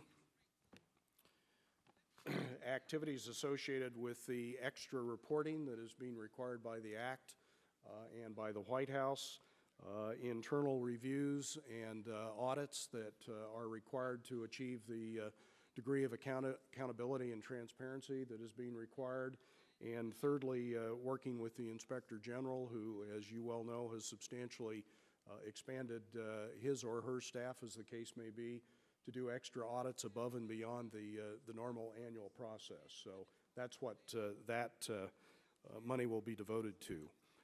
With respect to your question number 4 on Title 16 projects, which helped me, Congressman, I understood to be the same question as in your question number 6. So let me answer what I think the question was. When will we announce the selection of Title 16 projects? That announcement will be made in May, and that will disperse the $135 million that is to be devoted to Title 16 projects. Your 5th question, how much money for Folsom? We are accelerating the dam safety work at Folsom, which is already underway, and the amount of that money is $22.3 million, set out in the one-page tabular summary to my written testimony. And I must confess I missed your last question. I know that the time has expired, but of the $266 million that will be used for various projects widely distributed across the western states, can you provide examples of projects that you are considering, and when will you make a decision? The reason I asked all 7 questions, you notice I got a little bit more time this way. May I follow up on the record for you, sir? We'll take care of that. Thank you very much, and that was a sneaky way, Mr. Backup, but it worked. I would like to ask Mr. McClintock. Thank you, Madam Chairman. When we speak of the drought in California, I've heard such words as catastrophic and horrendous used. It seems to me that's based on somewhat old information. Almost the day that the governor declared a drought emergency, it began raining, and it has rained and rained and rained in Northern California to the point where Shasta and Oroville lakes are now filled to 3/4 of normal at 59% and 66% capacity, respectively. When we met a few weeks ago to talk about the dire conditions in the Central Valley, I had just come back from Folsom Lake, which at the time was at about 70% of capacity. That's now at 80%, which is considered full. The Fresno Bee published a piece on April the 2nd, and I'll quote a bit from it. It says, "Snow surveys this week confirm that California's drought is 3 years old, but it's not among the state's 5 worst dry spells on record. At 85% of average on April 1st, the snowpack is bigger today than in any season during the 87 to 92 drought, when West San Joaquin farmers each got at least some irrigation water." The same article goes on with the following quote, "If we had the exact same year as the early 1990s, before we had the regulatory restrictions, we could have moved 300,000 acre-feet into reservoirs," said Tom Boardman, water resources engineer with the San Luis and Delta Mendota Water Authority. Now, my question is this. We've been talking a lot about the projects authorized in H.R. 1, few of which are going to be granting any kind of conceivable immediate relief to the 41% unemployment, for example, that we just heard about in Congressman Costa's district. We moved H.R. 1 in about 12 hours. Presumably, we could move regulatory relief in the same period, which would grant immediate, instant relief to a large extent throughout the entire region. So the question I have of any of the panelists, for that matter anyone at the dais, is what are we doing in that regard? Relative to a reclamation perspective, Congressman, I can only report the obvious. Congress did not relieve any of the federal agencies of the regulatory requirements of the law, environmental, work-related, safety-related, whatever they may be. So we will certainly expedite every process we can. We're talking to the regulatory agencies we have to deal with. They understand they need to bucket up as well and move things along as rapidly as they can, but we are left subject to the existing law. Congressman, I'll add to that. You know, there is an effort underway right now with the White House Council on Environmental Quality. I understand they're looking at NEPA, acting on language that was included in the overall stimulus package, you know, asking the agencies to find whatever ways possible to move through the NEPA process as quickly as possible using the existing law. I mean, that's encouraging. I'm hoping that that process will identify where that can happen relative to stimulus funding, but it shouldn't just stop there. I mean, I think part of the problems we're having in California is we haven't been able to build infrastructure for decades, in part because of the regulatory morass that's out there. So that's one encouraging light. I'm hoping that, you know, we get some findings out of there that'll streamline NEPA and then keep that momentum going to look at, you know, applying that to developing new infrastructure as we move forward to deal with our challenges here in the next decade. Well, let me ask the Bureau of Reclamation, taking Mr. Boardman at his word that the regulatory relief would immediately produce 300,000 more acre-feet into our reservoirs, is there anything in this package in the next 3 months that would produce that kind of additional yield in the California water system? No, there's not. Thank you. If I may, I just suggest that the $135 million for Title 16 would develop in excess of 300,000 acre-feet in California. The state water plan calls for 1 million acre-feet. No, in the next 3 months? Not in the next 3 months, but over the next 24 months of design and construction. Yeah. Going back to your earlier question on H.R. 1, we are in design on expanding the Chino groundwater desalters that serve Riverside. in San Bernardino County.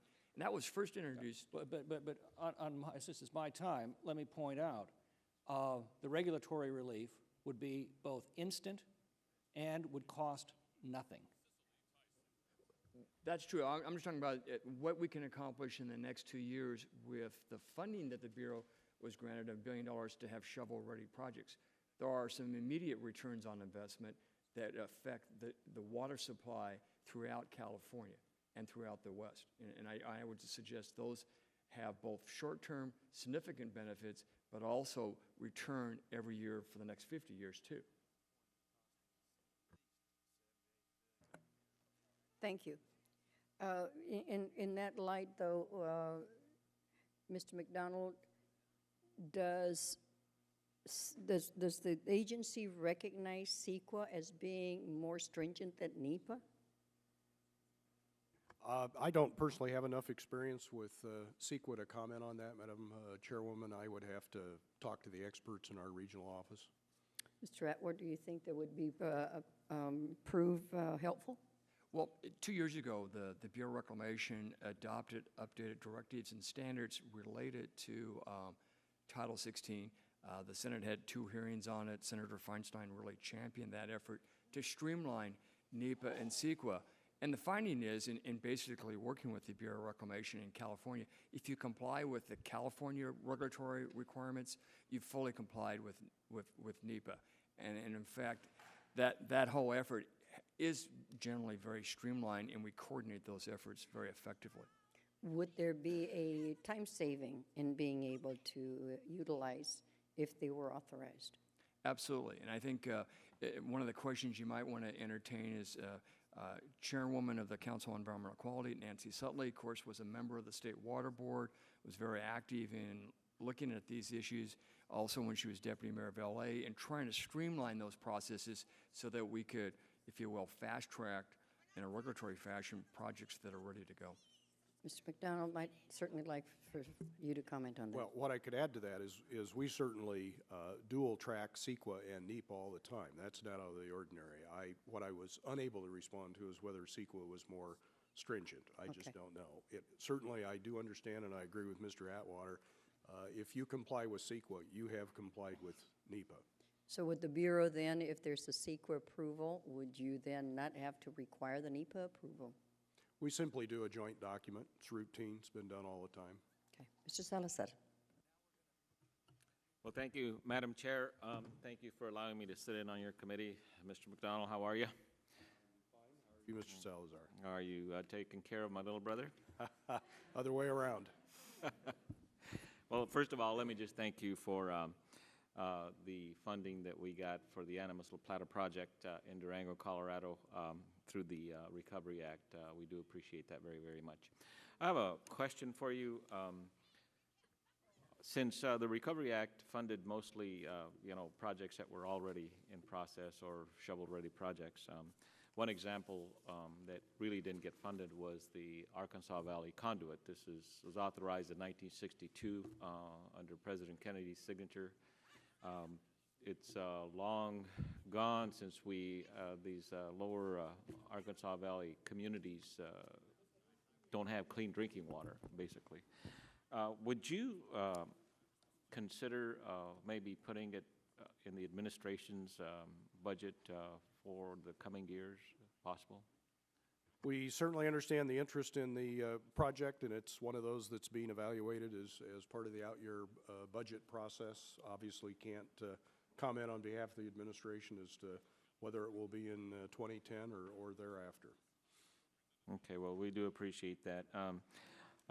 As one of the issues in question, of course, had been over the past several years was the cost share, and I think that the lower Arkansas communities and other players have actually worked out the funding process to where it can actually be afforded.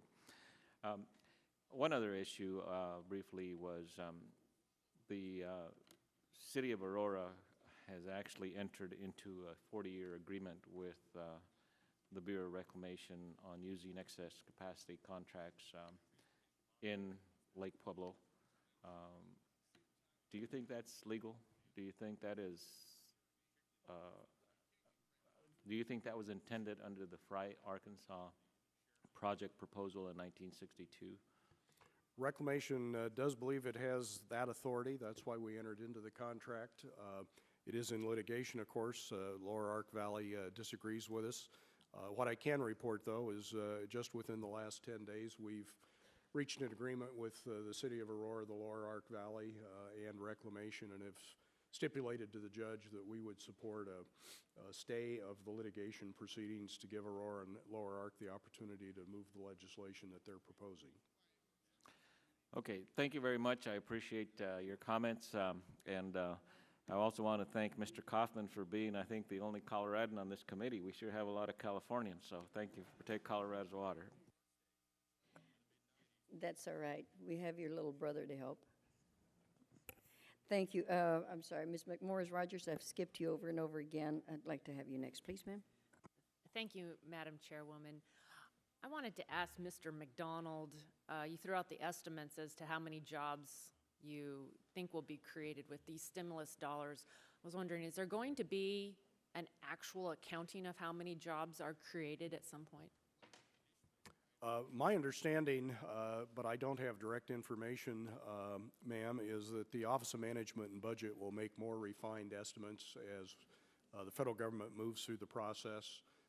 In terms of Reclamation doing it itself, our initial cut is it would be very difficult to do so. A lot of this money will be financial assistance to other entities, such as Title 16 projects that Mr. Atwater spoke to. We will pass that money along, but we won't be the ones procuring contracts, so we won't even have direct information. So far, unless I receive guidance to the contrary, I would not expect Reclamation to individually try to gather up the information as to how many jobs actually get created. I guess that concerns me a little bit. We've had a lot of numbers thrown out this morning, and we're talking, you said there was an estimate for every $1 million there would be 28 to 29 jobs created. Yes, ma'am. You know, that's $33,000 jobs. And then we've also heard $5 million in administration for 20 to 30 jobs. That would be $170,000 jobs. No. I'm just trying to get my arms around how these estimates are actually going to play out. And it just seems like in this process, it's very dangerous to just throw out estimates that I would like to see at some point. I would think when contracts are being awarded and all the reporting that has to be given back to the agency, that there would be, it would be possible to actually track how many jobs. Mr. Ron, his horse's thunder, you know, stated that there's no rules on reporting requirements right now. And I was going to ask him too, because he said, you know, a significant portion of the funding that he gets is in reporting. We've been talking about the money that is spent in regular, you know, that we could, more money that could actually be put in projects through regulatory relief. And I'm just trying to get my arms around, I guess I'm concerned about estimates versus actually how many jobs are going to be created. Okay, couple of comments. Let me clarify. I might have caused confusion.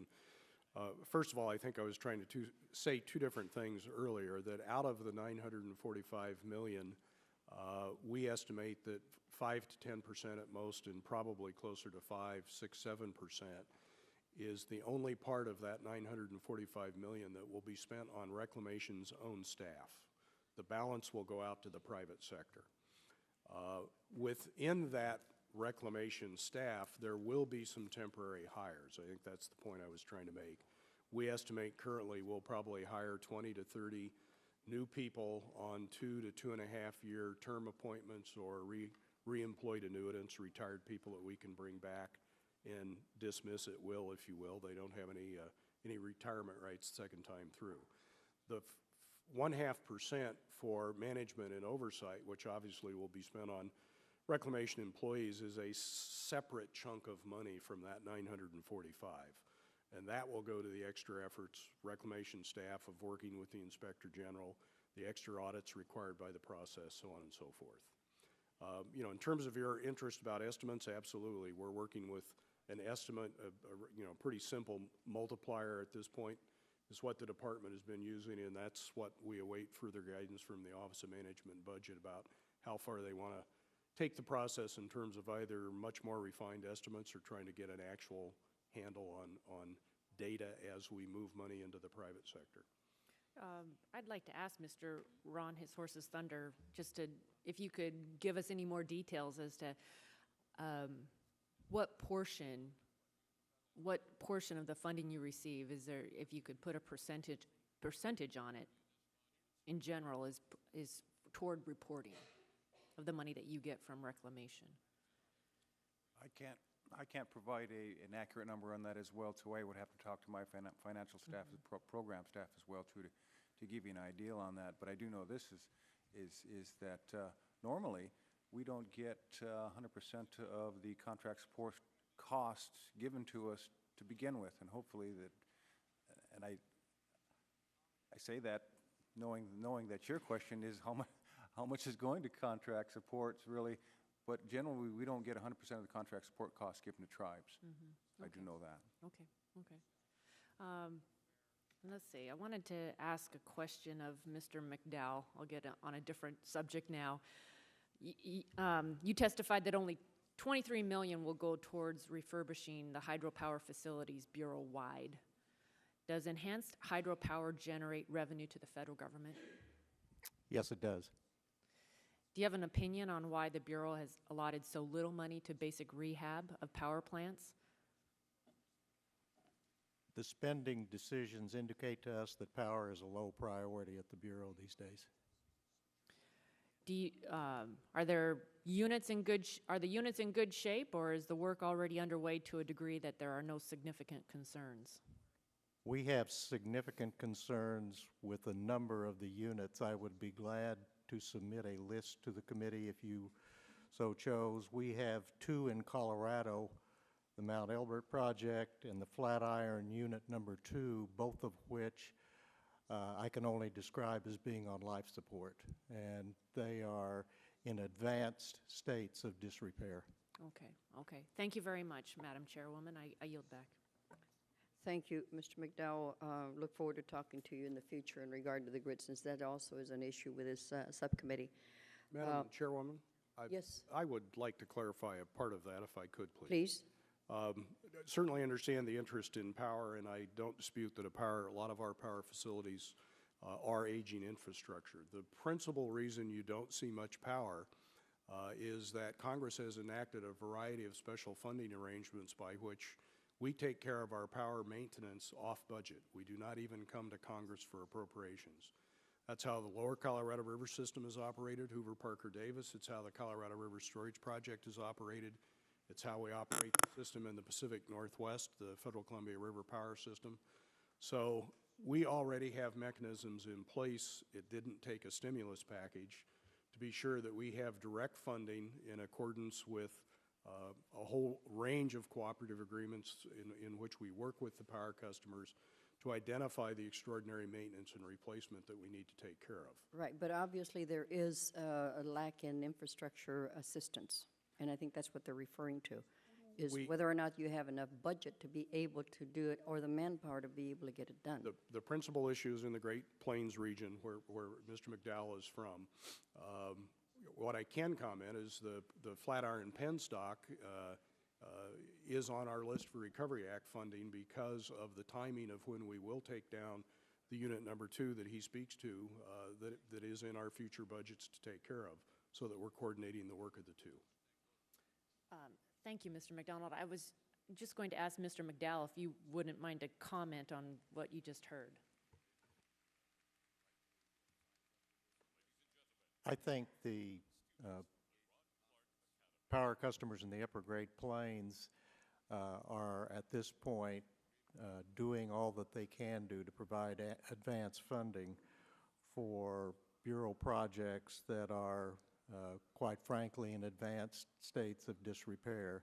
And again, spending decisions are reflective of the priority that power has within the Bureau, and from where we sit, it does not have a very high priority. We have megawatt hours that could be produced that do not have carbon footprints that are not being produced because the facilities are in advanced states of disrepair. Thank you, sir. And I've got Mr. Kaufman coming up. I'm sorry, Mr. Kaufman, but this brings another question to mind in regard to this. Since WAPA just got borrowing authority and Bonneville just got extension of their authority, currently customers are helping WAPA, am I correct? That's correct. Right. But they do get their power rates reduced. No, the power rates are not reduced. The advances are returned to us in the form of credits on our power bills. Credit on your But the rates stay the same. Thank you. Thank you, Madam Chairman. Mr. McDonald, follow up on a Colorado-specific question. For the record, could you expand on why you think the contract between Aurora, Colorado and the Bureau to lease water for 40 years is legal?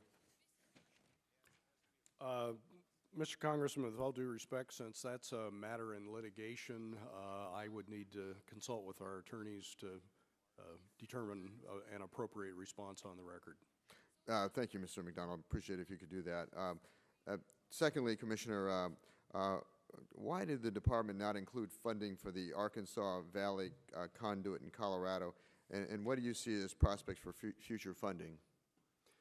It was considered but not included because it's essentially not project ready, shovel ready, pardon me. At the best, it's at the stage where you could do some surveying of the potential alignment of the pipeline, associated soil sampling, drilling along the pipeline, but nothing anywhere close approaching ready for construction. Relative to its place in future budgets, that will depend on the priorities of the administration as we move into 2010 and 11 and beyond. Commissioner, is it likely the conduit will see funding in the upcoming 2010 administrative budget? You've answered certainly part of that. The President's budget will be released on May 6th, and that'll answer the question. Thank you, Madam Chairman. I yield back the balance of my time. Thank you. You're a pleasure to have, sir.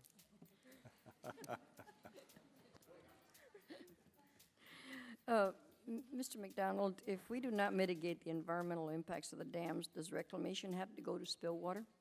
And if so, what impact does that have on our power generation? Difficult to answer very concretely, Madam Chairwoman, in the broad context of that question. It's highly site-specific, depends on the system, but there certainly are instances in some of our systems where fish passage issues and fish habitat issues downstream of a hydropower facility have prompted either Reclamation or the Corps of Engineers to spill water that historically would have been run through the turbines. Thank you, sir. I'd like to go in a different vein because I am very concerned, as I have been in other hearings, with our inability to assist the tribal needs of water. So I'm asking Mr. McDonald if hearing the chief's statement and the fact that in some areas they still do not have potable drinking water, what efforts, and this is 10 years, they're talking about having a drought and no drinking water. And I can remember not too long ago that in this subcommittee, the Navajo Nation brought in children's description of how water is brought to them. And they had drawn a picture of a water truck. In this day and age, in this great country of ours, that this still exists is unfortunate, and it is unacceptable. So what can we do to be able to promote? And I would say to the chief that the representative needs to be able to put bills so that they can be considered. But what can you do to be able to assist us in getting some of those areas that have been neglected for decades? Madam Chairwoman, in the context of the Recovery Act, we've allocated money to a number of projects that will assist Native American tribes and communities. The limitation, of course, was we could only do what's authorized. So what the gentleman refers to are a number of activities that I would take it are desirable to do, but not things that Reclamation has been authorized to do. We are allocating money to all 6 projects that are authorized in the Dakotas and Montana for rural water supply. Those are the only 6 authorized projects.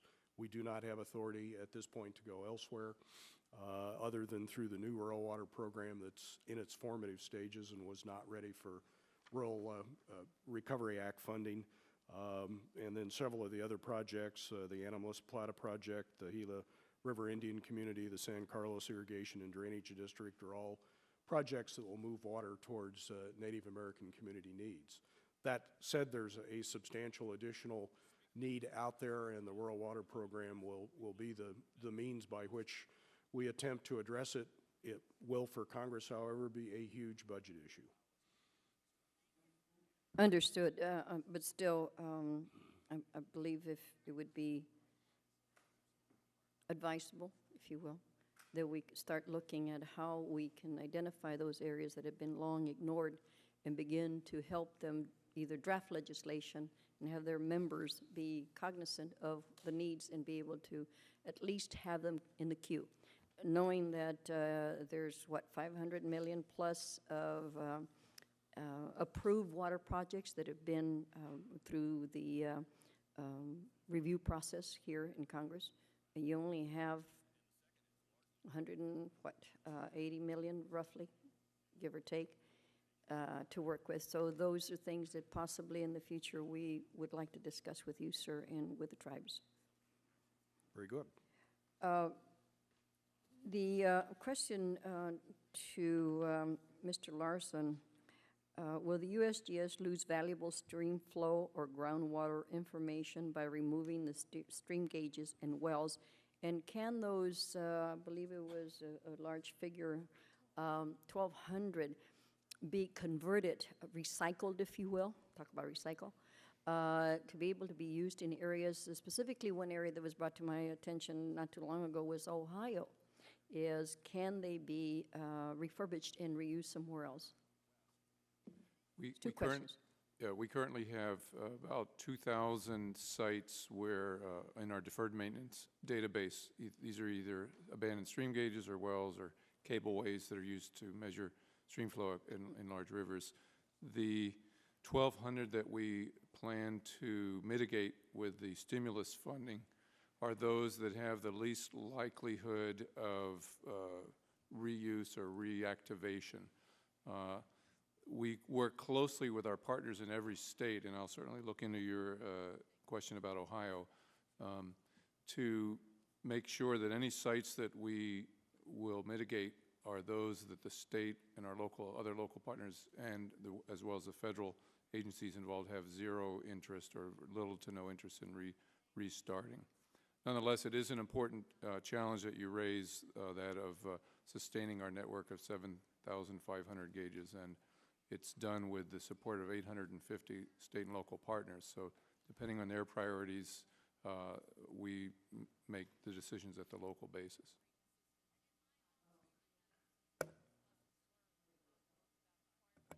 My light doesn't come on, so I don't know whether I'm on or off. But is it feasible to reconvert these, to recycle these stream gauges that you are going to be discontinuing and pulling aside? Some of those stations potentially could, and there are 800 that will not be, out of the 2,000 that are abandoned, that will not be mitigated. And among those 800, there are some that are possibly viable sites for restarting. The big problem is that it costs us about $15,000 per year to operate each site. So without a long-term funding source, either through federal appropriations or through a local partner, we're unable to, with the stimulus funding, to restart stations. Well, I look forward to visiting and really looking at a stream gauge to understand what I'm talking about.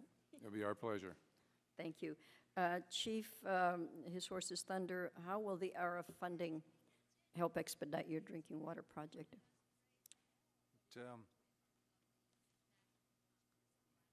5 years ago, we ran out of water in one of our major communities due to drought, and the drawing down of Lake Oahe, and our water intake was inundated with silt. And since then, we've had a temporary intake built, cost about $5 million in that community. And about 2 years ago, with the drought still occurring, the other major water intake supply for the reservation was about 2 feet from coming out of the water. And so we've, with Bureau funding, we have sunk a new well, not a new well, but a new intake into the river further downstream, which should supply us water no matter what the drought conditions.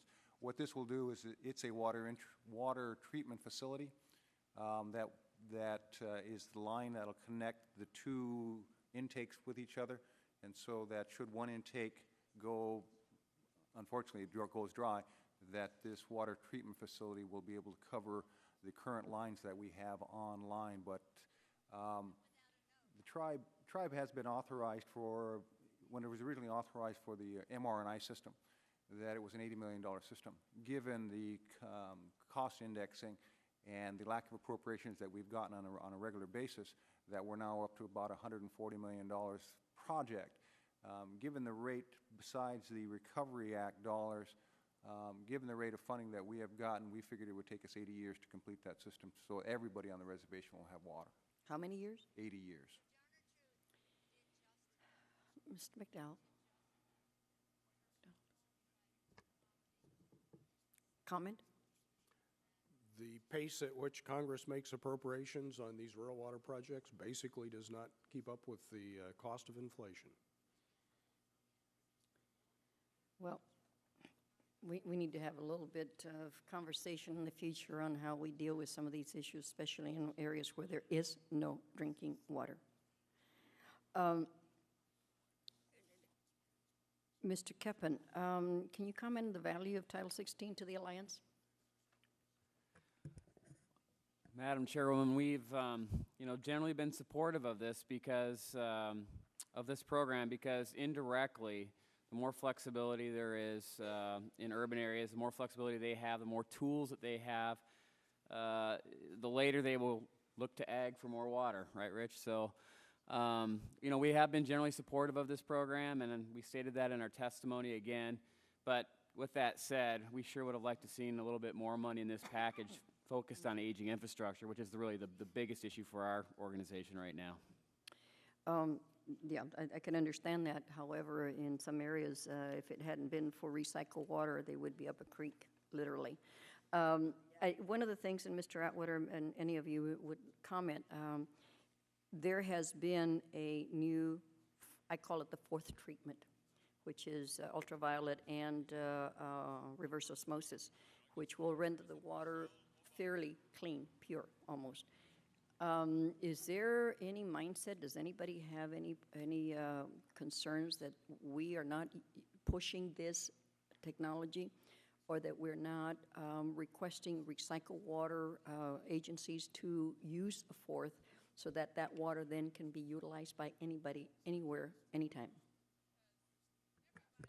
That's an excellent question, and one of the things that the association's been really proud of is over the last decade, working with the Bureau of Reclamation and many universities and experts throughout the United States, is a research program of technical issues like UV and other advanced treatment technologies, because quite frankly, we all recognize that the impaired water, whether it's polluted groundwater in the San Gabriel Valley or drainage water in the San Joaquin Valley or in Colorado, we need to look at treatment technologies to reuse and reclaim and develop, as you point out, Chairwoman Napolitano, we don't create new water. And these treatment technologies offer a lot of promise to expanding our water supplies in the United States. Mr. McDonald, any comment on? I think Mr. Atwater said it all. Anybody else? Madam Chairwoman, I would add one other thing to consider here, and that is we have folks in the Rocky Mountain region that are looking at the tremendous amount of water that's being developed as far as coal bed methane and some of these petroleum extraction operations. That water oftentimes it comes out naturally tainted.